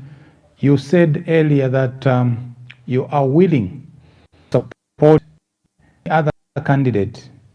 You are willing to draw your candidature. Who is your preferred presidential candidate that you would like to see in the front to get Den Haag in August? Thank you, Pastor. They say a day in politics is a long time. We are still at a stage where there are too many moving parts. And I remember giving this scenario when, the PF began to discuss the issue of leadership. I said the guy that might even emerge as a leader of the PF in 2016, we didn't know that would lose the president, but there were indications that the president may not go for re-election in 2016. I kept on saying it will not be GBM or Winter Kabimba, because those were the two faces that were dominating the Patriotic Front. So a day in politics is a long time. Whichever candidate you may see may be dominating, you might just be surprised that there will be a dark horse emerging. I appeal to the opposition to work together, see, even in this late hour, if among themselves as peers can come up with one candidate. But in the event that they do not come up with one candidate, I personally have raised my hand that I will support a candidate, and that candidate may not even be from the PF. I have a duty to support a candidate in the PF. But if we are not meeting these requirements of a candidate that can beat Hichilema, a candidate that can gather and have capacity to put a team together, Zambia, I think, is first before we are PF, before we are whatever political party we are.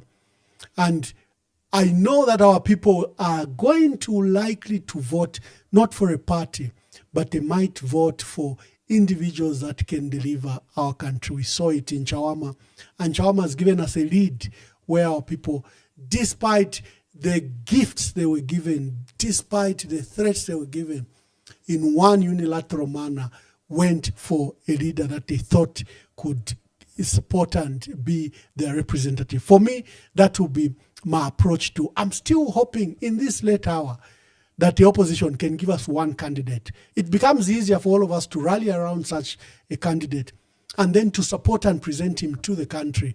But I'm beginning to lose hope that we might have a plethora of many candidates, and it will be up to you and me to choose who we think we should support. Emmanuel Mwamba, video all the way from the state of America of the nation. Thank you for watching, and Ambassador, thank you for making time to this. Until next time, my name is Kenneth Mambo, and on behalf of the Director on duty, Mr. Bonwell Kawana, it is good night from Lusaka.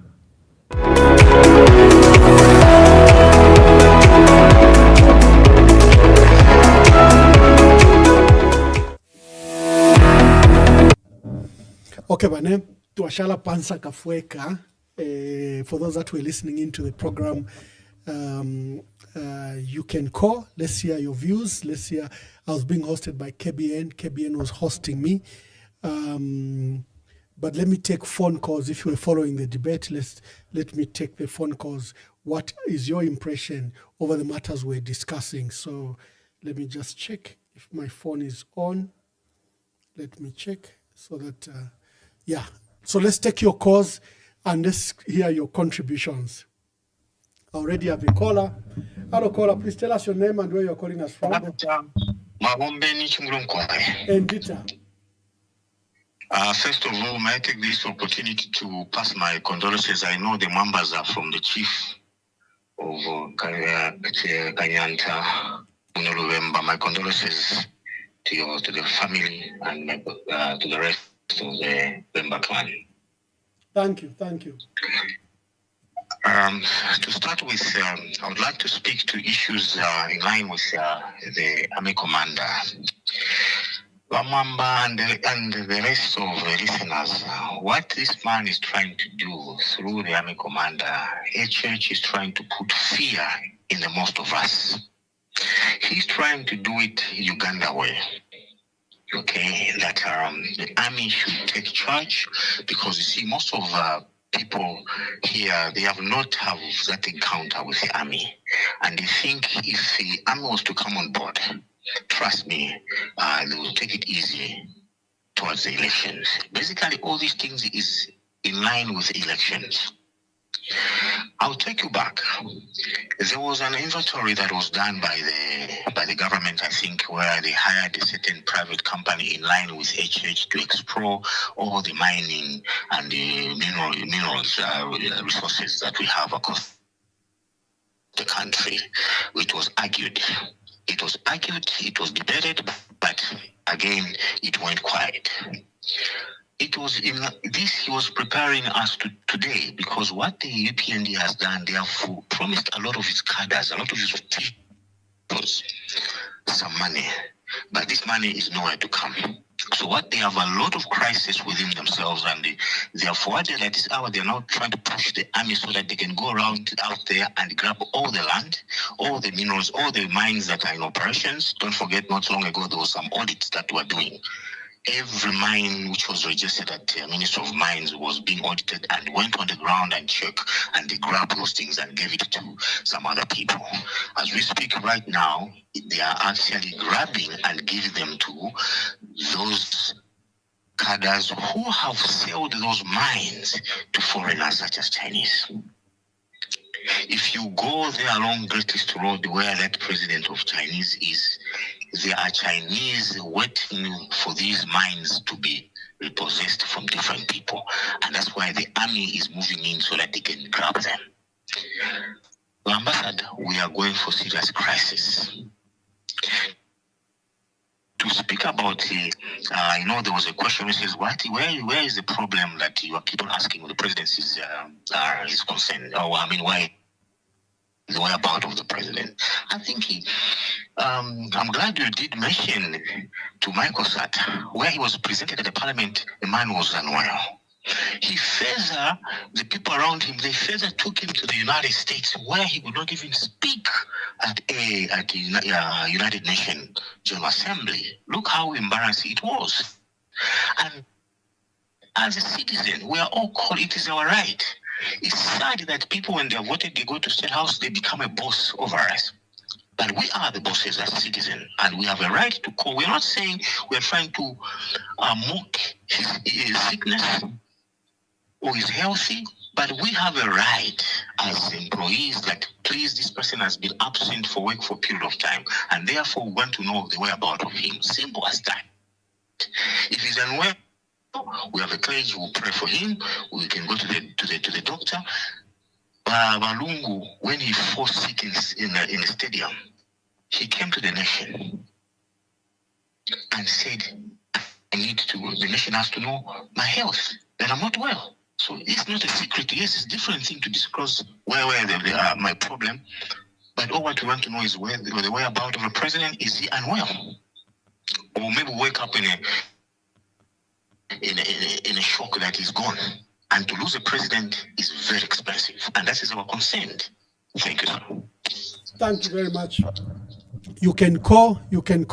We were being hosted by our dear brother, Pastor Kenneth Mwamba from KBN TV. The program has ended with KBN, but here on social media we can proceed and hear what your views are. We're discussing various issues, including the preparedness of the opposition. We're discussing a lot of issues that I think that should enable us to, that you should be able to participate. So make a call, let me hear from you what your contributions should be on this matter. Let me just look for that video so that one of the issues we're discussing is the role of the army commander and what he said.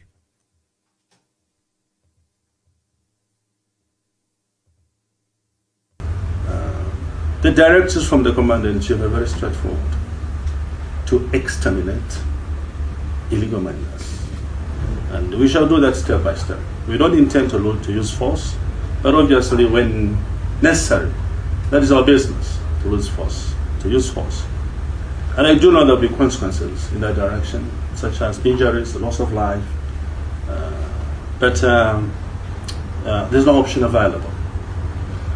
We're also reminded of the impunity to disobedience of law and order by the illegal miners themselves. We will not allow that impunity to continue, and it can never continue. The underlying assumptions with illegal mining is that it attracts illegal immigrants, and we're also interested in illegal immigrants. Of course, there's fog and friction in Mufumbe, where we have been for a while, and starting this week, probably shall be using force to exterminate, fumigate all illegal miners. Of course, there's a lot of coordination and interaction between ourselves and the Ministry of Mines. Today I'm expecting a call from the Minister of Mines, or I will call him, in order for us to coordinate. I seem to be preempting this because our next destination is a Pika, and I'll be on the piers for us to connect on what we do with the Pika. Obviously, the template of Mufumbe may be different from Pika, but there will be similarities in the lines of operations, or indeed concept of operations. I know that this nuisance has been with Central Province for a long time, but I'm sure it is time for us, we brought it to a dead end, because all of us are like the fact of consequences of illegal mining, and that is to say, illegal extraction of natural resources, which all of us are entitled to, protection of the environment, returning the strata of the soil. We have sophisticated individuals, and that is why, under the direction of the Commander-in-Chief, we have as a lead element the Special Forces. There is a reason for us to commit Special Forces. There is a reason. Ordinarily, I would have asked the brigade commander to get some of his troops with Zambia Air Force and go and deal with the situation.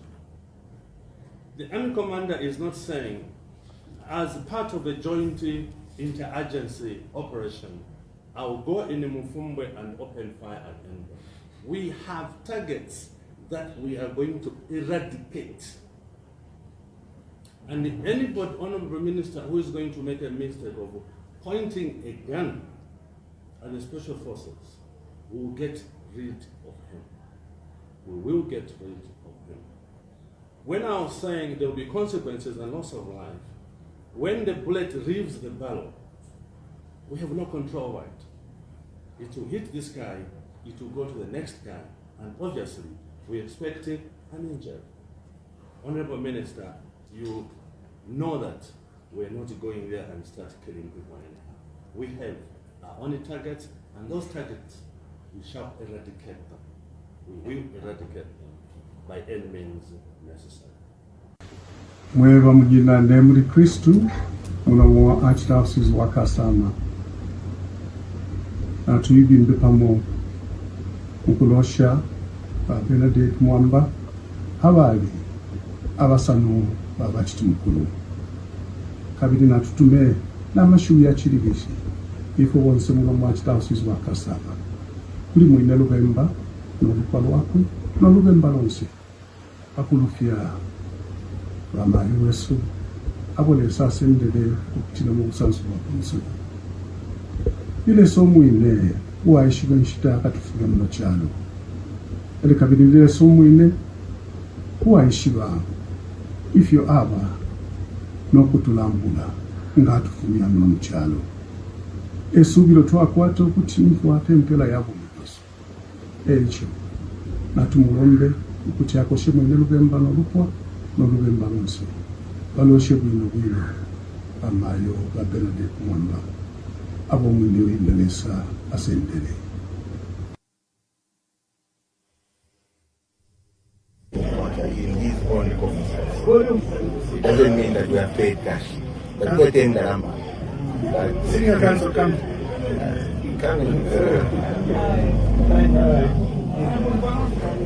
Yeah, so that's where we are. We're just finishing up the formalities at court. Maybe senior council should go anything. Yeah, we are glad that we have had your support to the Honorable's release, because your coming here has given even the public to know that this matter arose out of politics. but we will handle it in the way it has come. So we thank you very much. You should not worry about the 1 million bill. That is purely, definitely, it's a condition by the magistrate. Yes, and that we are not paying anything. Let's not talk about it because we are still going into trial. We don't want to be quoted again. Thank you very much. Thank you, Thank you, everyone. Thank you, everyone, for coming. Thank you, Council. Thank you, Council Candidate Makebi. Thank you, MCCs who are here. Thank you, Amatero Bonse. Thank you, APF Bonse. God bless you. President General.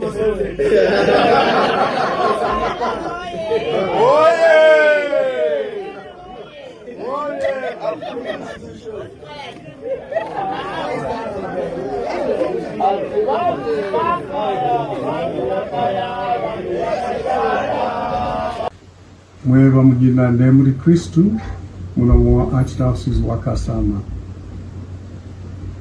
tuyibimbe pamo mukulosha Benedict Mwamba abali abasanu babachiti mukulu kabiri natutume n'amashuri ya Kirigisi ifo bonse muno wa Archdiocese wa Kasama kuli mwine Lubemba n'olukwa lwakwe n'olubemba lonse akulufya Ramali wesu abone sasendele okutina mu busanzu bwa ile somu ine uwaishiga nshita akatufuga muno cyalo ele kabiri ile somu ine uwaishiga ifyo aba nokutulambula ngatufumya muno mu cyalo esubiro twakwata okuti info apempela yabo mwesu ekyo natumulombe okuti akoshe mwene Lubemba n'olukwa n'olubemba lonse baloshe bwino amayo ga Benedict Mwamba abomwine w'Indonesia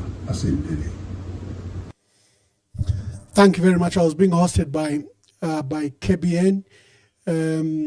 I'll try to reconnect on my page, but I'm still live on the other pages. I'll try to connect. You can call. I just want to hear what your comments are. Honorable Mausamp has been released on 1 million kwacha bail. We've condemned that because why are they putting such a prohibitive figure? Even if it's it can only be activated when something happens to Honorable Mausamp, but the 1 million figure is extremely, extremely very expensive. I'm taking your cause. Let's hear from you as I try to resolve the issue on my page. Hello, caller, please tell us your name and where you're calling us from. Good evening, Ambassador. Yes, from Munkonge. Ambassador, first, Narava Dilo Kuranda pa wa Mama Ins. Ambassador, first, to Bola Sana Punuma, having Gitava, who is Minister of Mines. The Minister of Mines are Mwamba Ambassador. Bali ni ba kansela. Jira wongoko la kapos.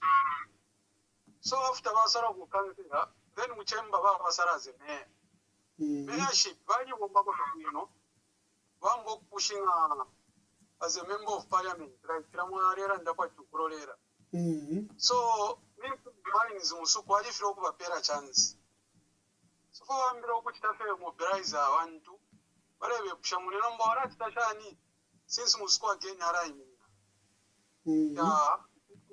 so far, Sheriff, 2 months before elections, our Minister of Mining, the Water point interact in our UPNG, insurance the quite one of mine filing candidates, our UPNG. Our Amazi on Sia.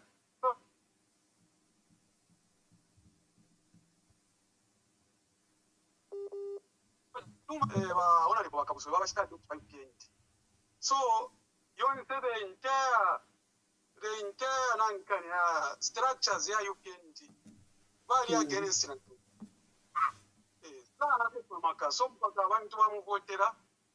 From nowhere, I'm sorry, Minister of Mines. We want to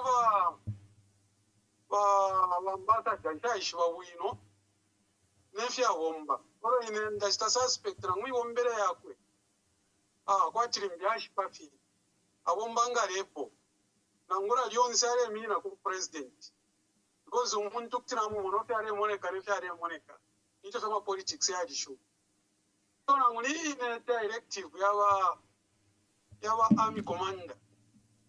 I don't know position ya Minister of Mines opo iberere ngani pesa na corporate because uyu Minister of Mines abomba na malebos baraba UPNG bakare bati techi bamumfire bwino ora techa kwate amaka apapene 2 months akwate ama lebos bakwingira kuma mines ba UPNG barabe na bakare abarando ko bati wachura sana. So if you have kwebati chifuro bamupera chamupera ko muchinji but again apera ba president muchinji ngapali umuntu wachura sana muri uteko. I think kuti abapo nomba te chafu mefe panse no kurando kwebati awo ine na firo na ngunifi alipera sana ba president amaka ba UPND tetwaleke omuntu umbi ukoyapanga kwa mines ambassador ndemyeva ama UPND UPND cadres babi ambassador ina ali ba facing up babi bali kosa time fera ina bali ko position nomba wati mo babana mpawa nangu ba umfafyo kwebati ukukuli court irefuma.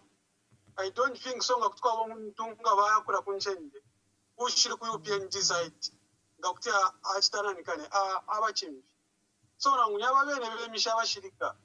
I don't think so. Maybe baona reporting bali kwata kwa abantu bamwe bakwata ama papers abale sta operate abashiri ku UPND. So limbi barabe n'abantu bali obara sta sana target kwe bati baba station babona ore because aba bakura ku mines they belong to UPND. Bali mwalimu na never was Black Mountain yali ama jirapus. But after Wawapo. Yes, I can hear.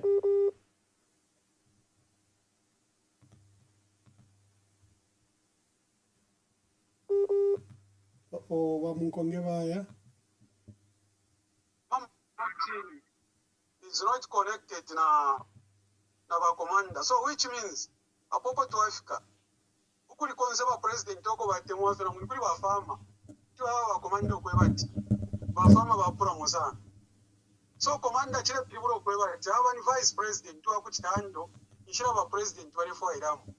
So chili kumwina zambi omwino atonto nkanya ko mo nuko tuleya ushku nshwa mwene po army commander ambo kusta address icharo kufa muri ba kaunta abantu babere batonto nkanya ko army commander kuba munafenga kuli amasemu infinity mwefya kwebati we nanga chakwebati limbi epo fera mkuboda Angola ngakuli fya issues aya no barabura minister of kopa peo chaya kula minister of home affairs baya kuishanya taba baame commander taba aingiremo kula kuboda hao bali kwa tama pound so apopo tufikire abantu besu lyamenso kwebati after 2026 ini warning fye Trafina bamono kwebati muntu aliko ka campaign Bob Wine bamuropola epo to Africa ni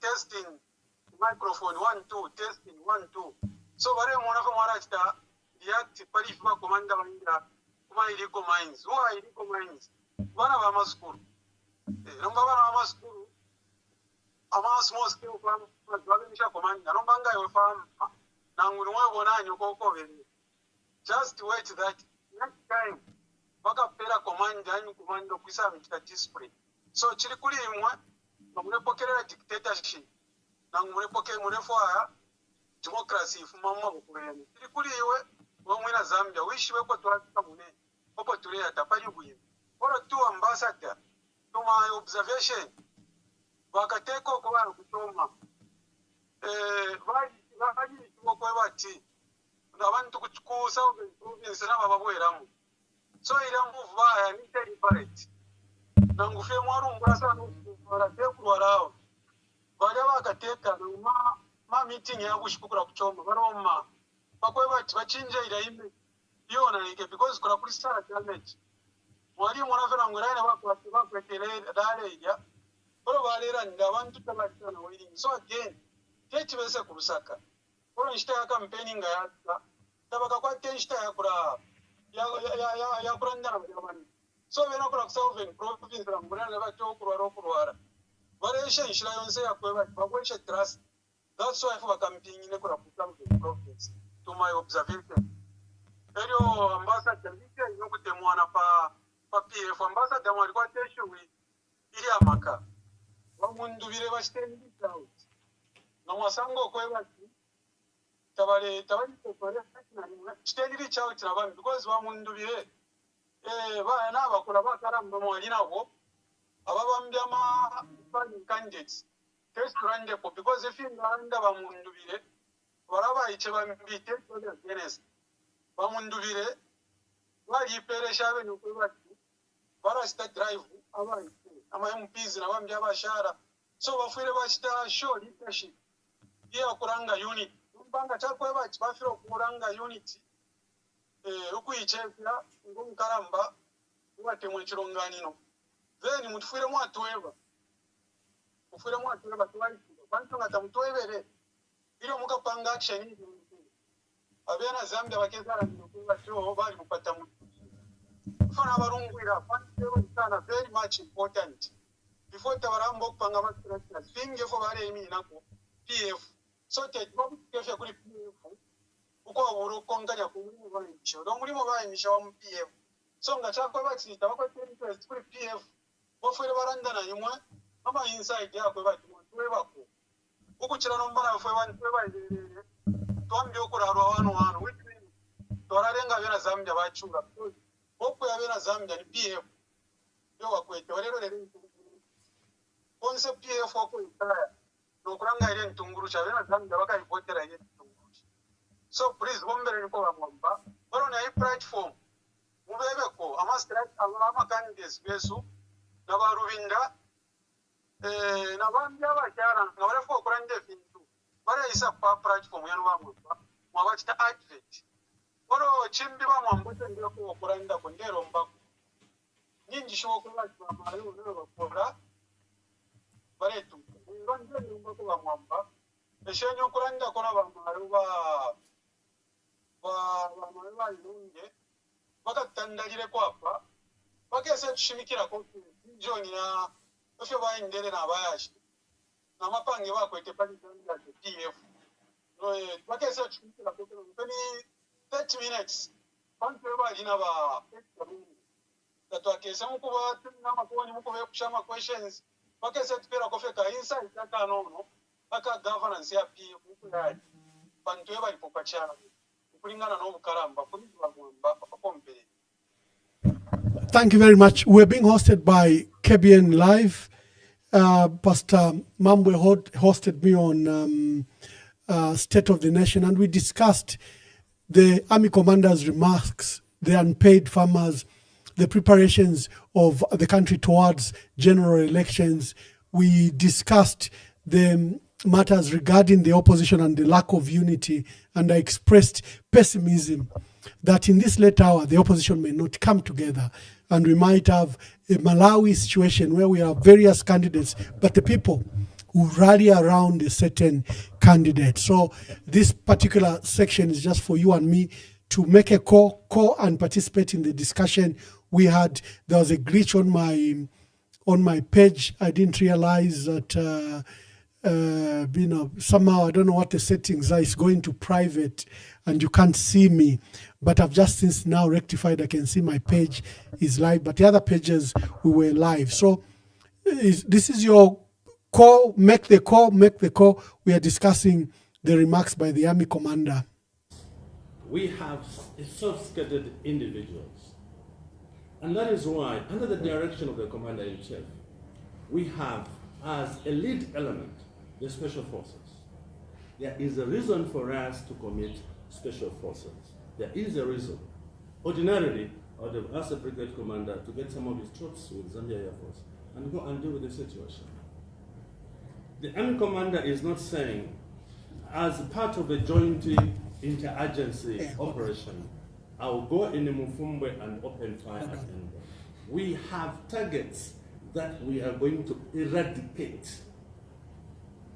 And anybody, Honorable Minister, who is going to make a mistake of pointing a gun at the special forces, we will get rid of him.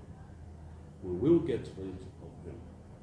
When I was saying there will be consequences and loss of life, when the bullet leaves the barrel, we have no control over it. It will hit this guy, it will go to the next guy, and obviously we're expecting an injury. Honorable Minister, you know that we're not going there and start killing people anyhow. We have our own targets, and those targets, we shall eradicate them. We will eradicate them by. Hello, caller. Please tell us your name and where you're calling us from. Thank you very much, Ambassador Mwamba. My name is Uncle Jay. I'm actually just calling from somewhere. Yes, Uncle Jay, make your contributions. Thank you very much. First of all, I just want to appreciate, how you've actually brought out issues. Great interview, and it has actually, made a lot of us understand a lot of things from a very good perspective. My contribution basically is on the issue of the army commander. It's quite worrying when the country gets to a place where we actually blame the military to begin to deal with civil, issues. We thought that, I think, the police in Zambia, we are not in a war. The police in Zambia have the capacity and the equipment to deal with any challenge that pertains to civil order or any other thing. What my fear is, I see a situation where we are being prepared for what is actually coming. Because the moment these people enter into I think for me it's more political than what we think. This is in preparation for the elections that are coming in August, and we should worry as Zambians. The people in Mfumbwe, I don't think and these other mining areas, I don't think that is the biggest problem. The government and through the Minister of Mines for a long time, in fact, the coming in of our president, he had promised that he's going to give mining licenses and nobody should ever be called an illegal miner. So what has happened to that system? What has changed now that we should actually not only call, ordinary soldiers, but we are calling special forces? And the army commanders made it very clear that it is to exterminate, to fumigate, meaning basically is to kill. That would be the intention. So our plea is that they need to really consider this. Let them know that Zambia is a constitutional country and we are ruled by the laws. And the army commander is also subject to the very constitution he's supposed to protect. He shouldn't do anything outside the mandate, that he has. Those threats are not okay. They are not right for our country. They are not good for our people. Our people are always understanding and listening. If at all there are foreigners that have gone into those places, let immigration in collaboration with the police deal with that matter. Unless there is more that we don't know to what is happening. But if it is really going to hunt, people that are not armed in the bush who are just digging with their picks and shovels, I think that is uncalled for. That is not right. I thank you, Ambassador Mwamba. Thank you very much. We're being hosted by KBN TV, Pastor Mwamba. So we've just continued because my platform is interactive. You participate. My views on the army commander was that his remarks were irregular and out of the law. He's defined by the constitution that he's supposed to protect the sovereignty and territorial integrity of our country. Yes, he's also allowed to help with internal security if it's threatened. At this stage, we don't have civil unrest. We don't have civil insurrection. We don't have civil rebellion. We don't have a situation that will require the presence of the army in a civilian process. If those instructions came from the president, the army commander had a duty to advise the president. And Mr. President, unless the police have failed. If the police failed, to my knowledge, no. What we have is just corruption with illegal mining. Ministers are participating. A lot of people are participating in buying generator sets, fuel, and encampment costs for those young people that discover gold wherever they are discovering. And if we have targeted individuals, why don't we take in the police and immigration? Why do we have to unleash special forces as a lead agency, as announced by the army commander? These are worrying signs. The language itself, out of the law, exterminate, fumigate, and that the special forces will be a lead agency in tackling illegal mining. What happened to forming cooperatives? What happened to ensuring that we legalize this process? What happened to all those civil, both soft and hard processes? And it is, for me, the language of the army commander. We discuss the absence of the president in Lusaka. Why? Because there's been no coherent speech. Every time there's any speculation, then they bring the president to a target. They bring the president. They show him in the field. Every time there's speculation, we used to see other presidents, they will announce that the president will be on official leave and President Kaunda will be in Kasaba Bay, will be at Chichele Lodge, or will be at Blue Lagoon. There were always announcements, and the people left the president alone to rest. Why are there speculations in this matter? The matter has been handled terribly. We also discussed the state of the opposition. I'm expressing concern that we might have a candidature of a plethora of candidates on the ballot. We might have Makebi Zulu, Brian Munduwile, Given Lubinda, Fred Membe, Harry Kalaba, KBF, Sebastian Copeland. We might have a plethora of candidates that will participate in the elections. Why do I say so?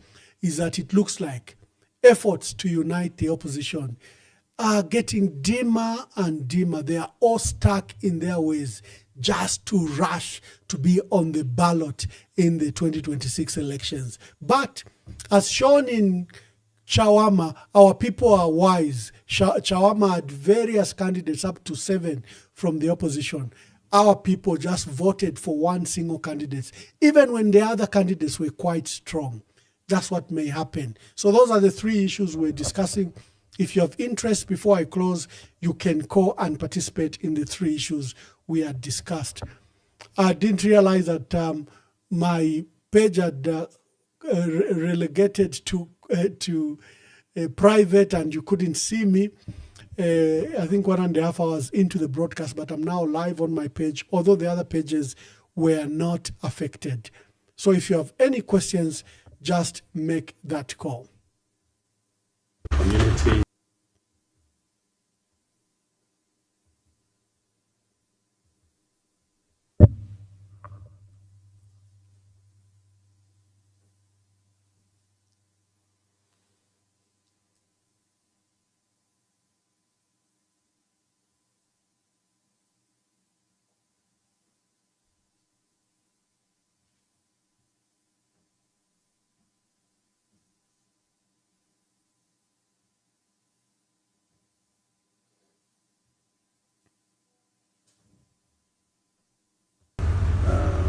The directives from the Commander-in-Chief are very straightforward: to exterminate illegal miners.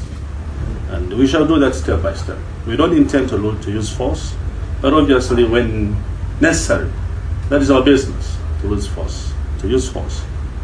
And I do know there will be consequences in that direction, such as injuries, the loss of life, but there's no option available. We're also reminded with the impunity to disobedience of law and order by the illegal miners themselves. We will not allow that impunity to continue, and it can never continue. The underlying assumptions with illegal mining is that it attracts illegal immigrants, and we're also interested in illegal immigrants. Of course, there's fog and friction in Mufumbe, where we have been for a while, and starting this week, probably shall be using force. to exterminate, fumigate all illegal miners.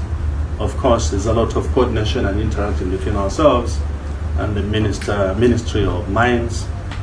Today I'm expecting a call from the Minister of Mines, or I will call him, in order for us to coordinate.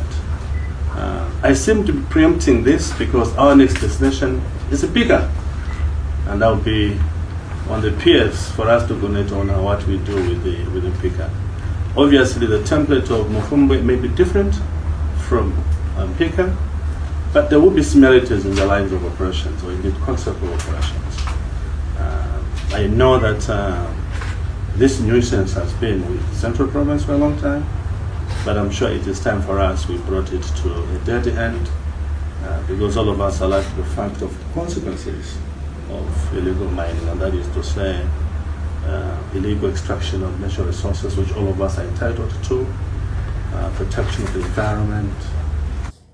We have sophisticated individuals, and that is why, under the direction of the commander himself, we have as a lead element the special forces. There is a reason for us to commit special forces. There is a reason. Ordinarily, I would have asked the brigade commander to get some of his troops from the Air Force and go and deal with the situation. The Army commander is not saying, as part of a joint inter-agency. Hello, caller, please tell us your name and where you are calling us from. Greetings, Ambassador. I hope the New Year, first month year is going well for you. Thank you very much. I'm happy if it's going so well for our nation. I just want to check, Ambassador, is Zambia under some external threat or domestic threat? In them, I'm special forces, you share sovereignty, Zambia, maybe territorial integrity. What's happening? Do they under attack or Russia?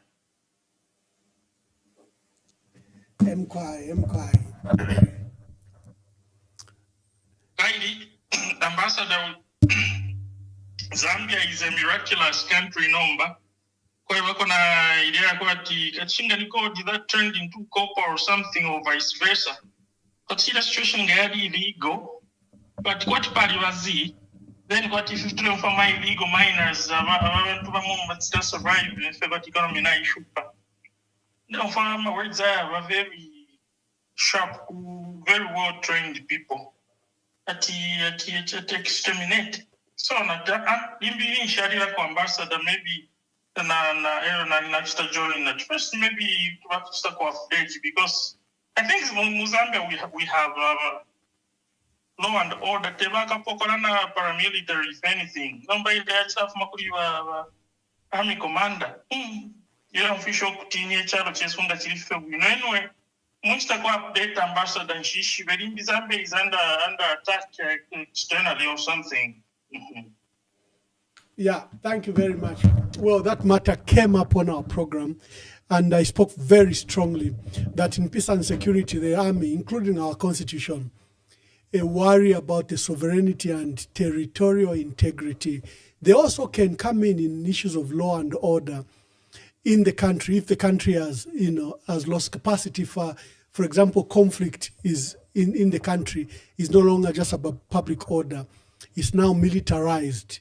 Or if there is civil unrest or civil conflict, the army can come in. None of that is existing. You heard the army commander state that the lead agency in this operation against illegal mining will be the special forces of the Zambia Army, an elite unit. You saw a similar special forces elite unit go and extricate a president from his country, and bring him out of the country and throw him in prison. The elite unit is very, very, very highly specialized. Why would you bring such a militarized special approach to a matter of illegal mining, which we know your ministers are involved, which we know is just young people scrounging for life. It's just young people scrounging for a livelihood. By the way, it is young people that find this these minerals on their own. Then the rich, corrupt people in Lusaka rush to get license against those areas where young people they've discovered the gold, they've discovered the copper. And then now you are using state apparatus to evict them so that you can now effect these commercial licenses. It's not looking good. If they were worried about the state of and benefit to our natural resources, why are you giving free export license to our mine houses? Up to 7 big mine houses have been given exempt. They've been exempted from paying any taxes, and they're exporting those concentrates free of charge. Why have you given mine houses tax holidays? If you are worried about our natural resources, why don't you apply the law equitably? The issue of illegal mining, no one is justifying it. Everyone is concerned about the issue of illegal mining, but it's how you handle it.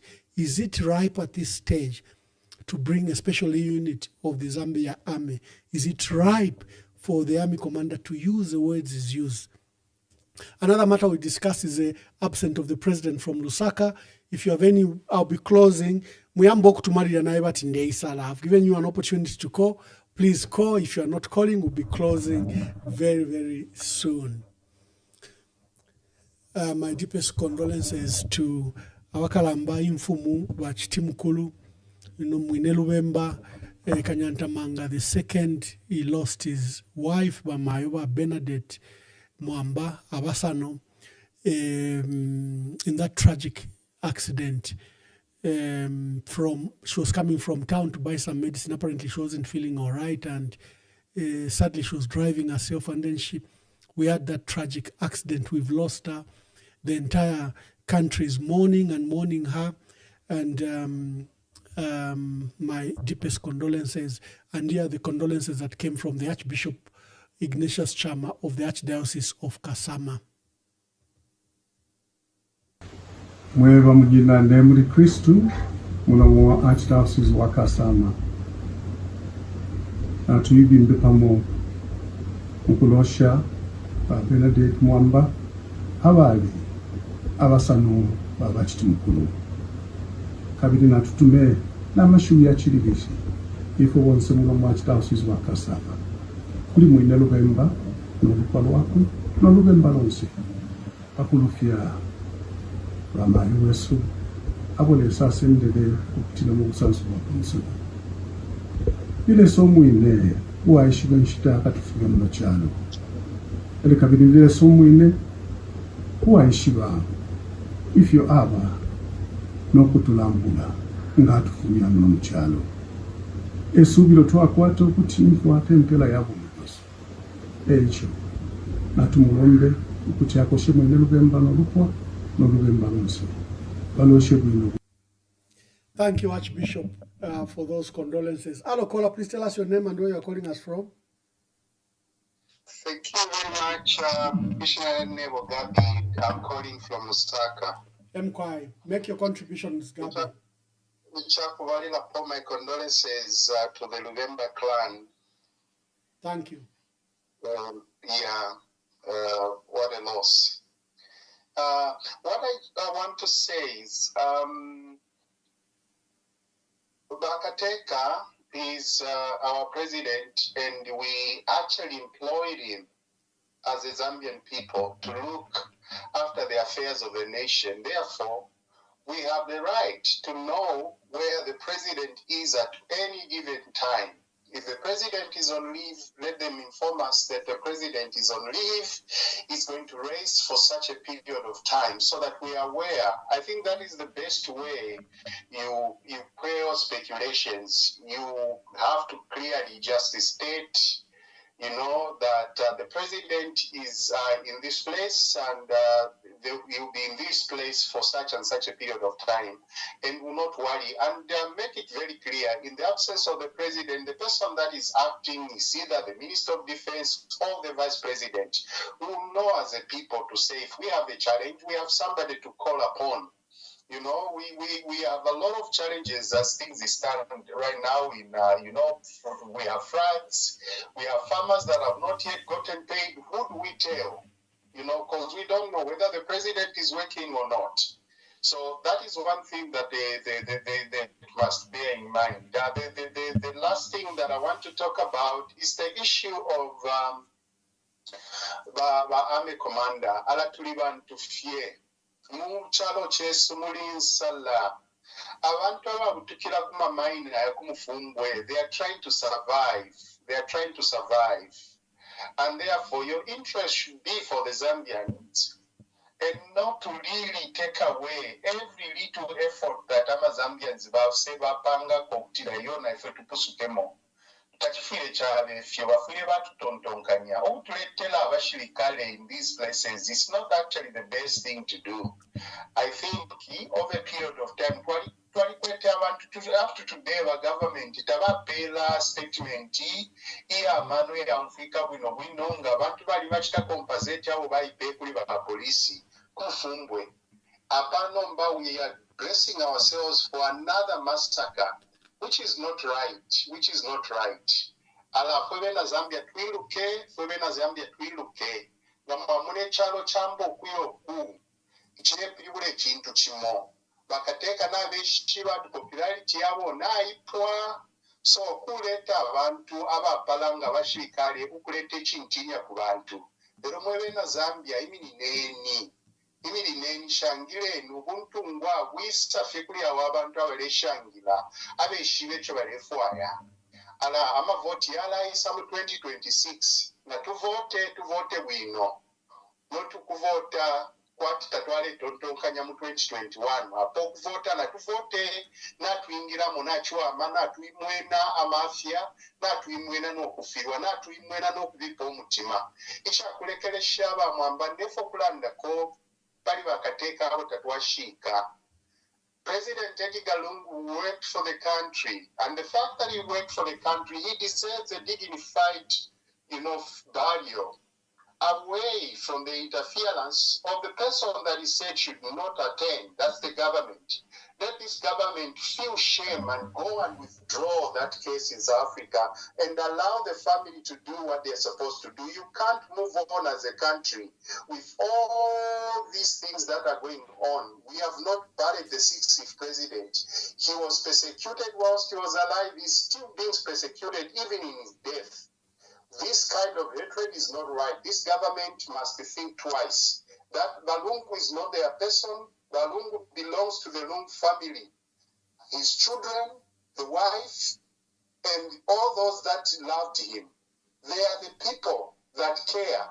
And they are not happy that the president has not been buried.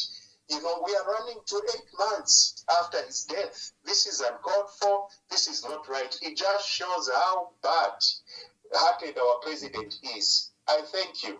Thank you very much. Thank you very much. I've always wanted that the program is interactive and you participate. The last question. Fuma, State House is not telling us the truth. They must come clean on Mr. Starter's illness. I think something like that. That's what you say. Fuma, I don't want to say much on this. All I want to advise those who advise Mr. Sata is that if the president is not well, please tell the nation so that the nation can pray for him. Yes. Don't hide. If the Againde is unwell, please,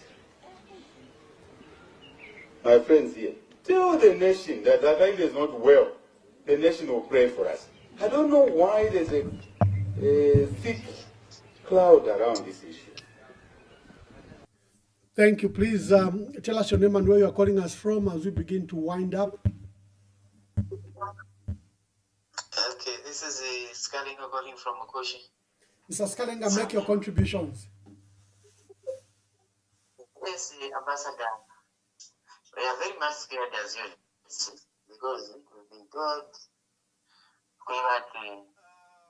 also against the government will be fired or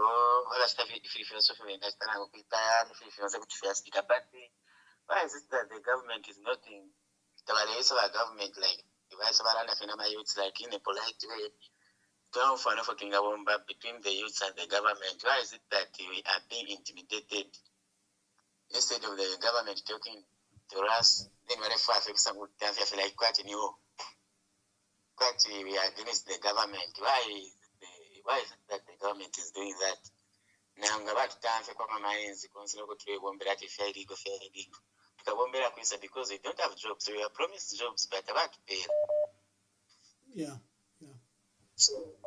Thank you very much. Thank you. Let me take the other call. You've made your point very well. Hello, caller, please. Hello, caller, please tell us your name and where you're calling us from. We are Matero. We want just to get your views. Yes, caller. Hello, caller, you are live. Oh, the caller is gone. Maybe he can call back. He can call back so that we can hear his view before we close.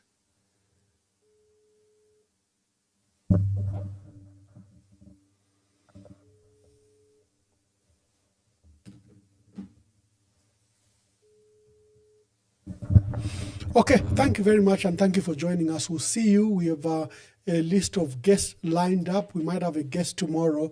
Let me just finish what we are doing with the guests. I think I was supposed to have a guest today until KBN came online. We might have that special guest tomorrow. I apologize to the guest, and I ask for time that we can host him tomorrow. So God bless you. We'll speak to you tomorrow. That's why we must pray to God to keep HH alive for country, and that all those who are planning evil against him will not succeed. And as government, we are watching them every single day, their maneuvers. In his own office. It doesn't mean that we are paid cash. But we attend the number. Senior counsel, come.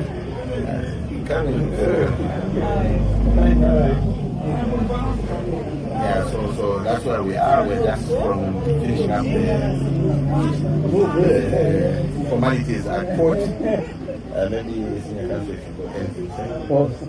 Yeah, we are glad that we have had your support to the Honorable's release, because your coming here has given even the public to know that this matter arose out of politics. But we will handle it in the way it has come. So we thank you very much. You should not worry about the 1 million bail. That is purely, definitely, it's a condition by the magistrate. Yes, and that we are not paying anything. Let's not talk about it because we are still going into trial. We don't want to be quoted again. Thank you very much. Thank you, everyone. Thank you, everyone, for coming. Thank you, Council. Thank you, Council Candidate Makebi. Thank you, MCCs who are here. Thank you, Amatero Bonse. Thank you, PF Bonse. God bless you. The President in General. We have sophisticated individuals. And that is why, under the direction of the Commander-in-Chief, we have as a lead element the Special Forces. There is a reason for us to commit Special Forces. There is a reason. Ordinarily, I would have asked the brigade commander to get some of his troops with Zambia Air Force and go and deal with the situation. The Army commander is not saying, as part of a joint interagency operation, I will go in Mufumbe and open fire at Emmanuel. We have targets that we are going to eradicate. And anybody, Honorable Minister, who is going to make a mistake of pointing a gun at the Special Forces, we will get rid of him. We will get rid of him. When I was saying there will be consequences and loss of life, when the bullet leaves the barrel, we have no control over it. It will hit this guy, it will go to the next guy, and obviously, we're expecting an injury. Honorable Minister, you know that we're not going there and start killing people anyhow. We have our own targets, and those targets, we shall eradicate them. We will eradicate them by any means necessary. The directives from the Commander-in-Chief are very straightforward: to exterminate illegal miners. And we shall do that step by step. We don't intend to use force, but obviously when necessary, that is our business, to use force. And I do know there will be consequences in that direction, such as injuries, loss of life, but there's no option available. We're also reminded of the impunity to disobedience of law and order by the illegal miners themselves. We will not allow that impunity to continue, and it can never continue. The underlying assumptions with illegal mining is that it attracts illegal immigrants, and we're also interested in illegal immigrants. Of course, there's fog and friction in Mwamba, where we have been for a while, and starting this week, probably shall be using force to exterminate, fumigate all illegal miners. Of course, there's a lot of coordination and interaction between ourselves and the Ministry of Mines. Today I'm expecting a call from the Minister of Mines, or I will call him, in order for us to coordinate. I seem to be preempting this because our next destination is a Pika, and that will be on the peers for us to coordinate on what we do with the Pika. Obviously, the template of Mwamba may be different from Pika, but there will be similarities in the lines of operations, or in the concept of operation.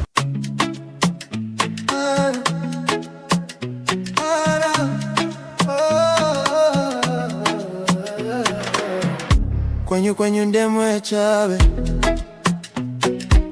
mabanja onanjala mkomo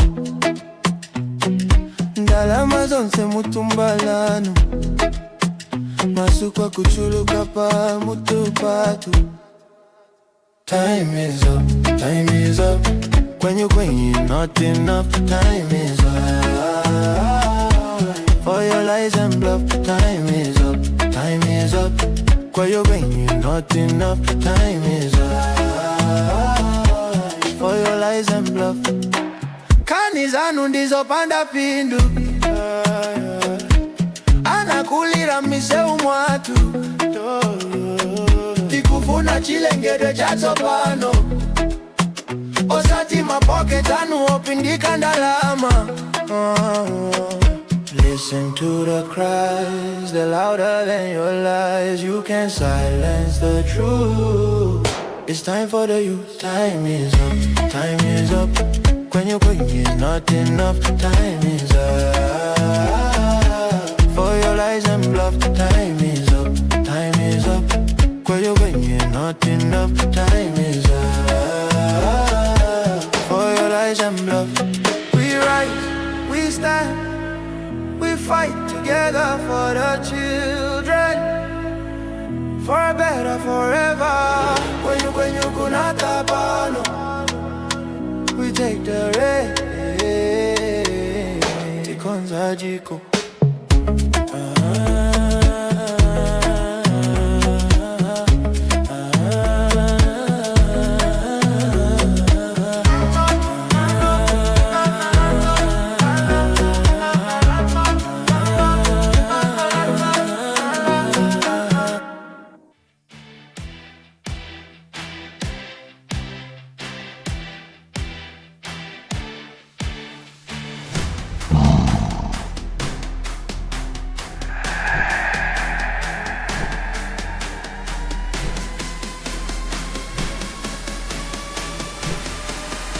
We bring you guests that challenge the narrative, unveil what power hides, and spark national debate, speaking truth to power, from the grassroots to the highest offices. EMV.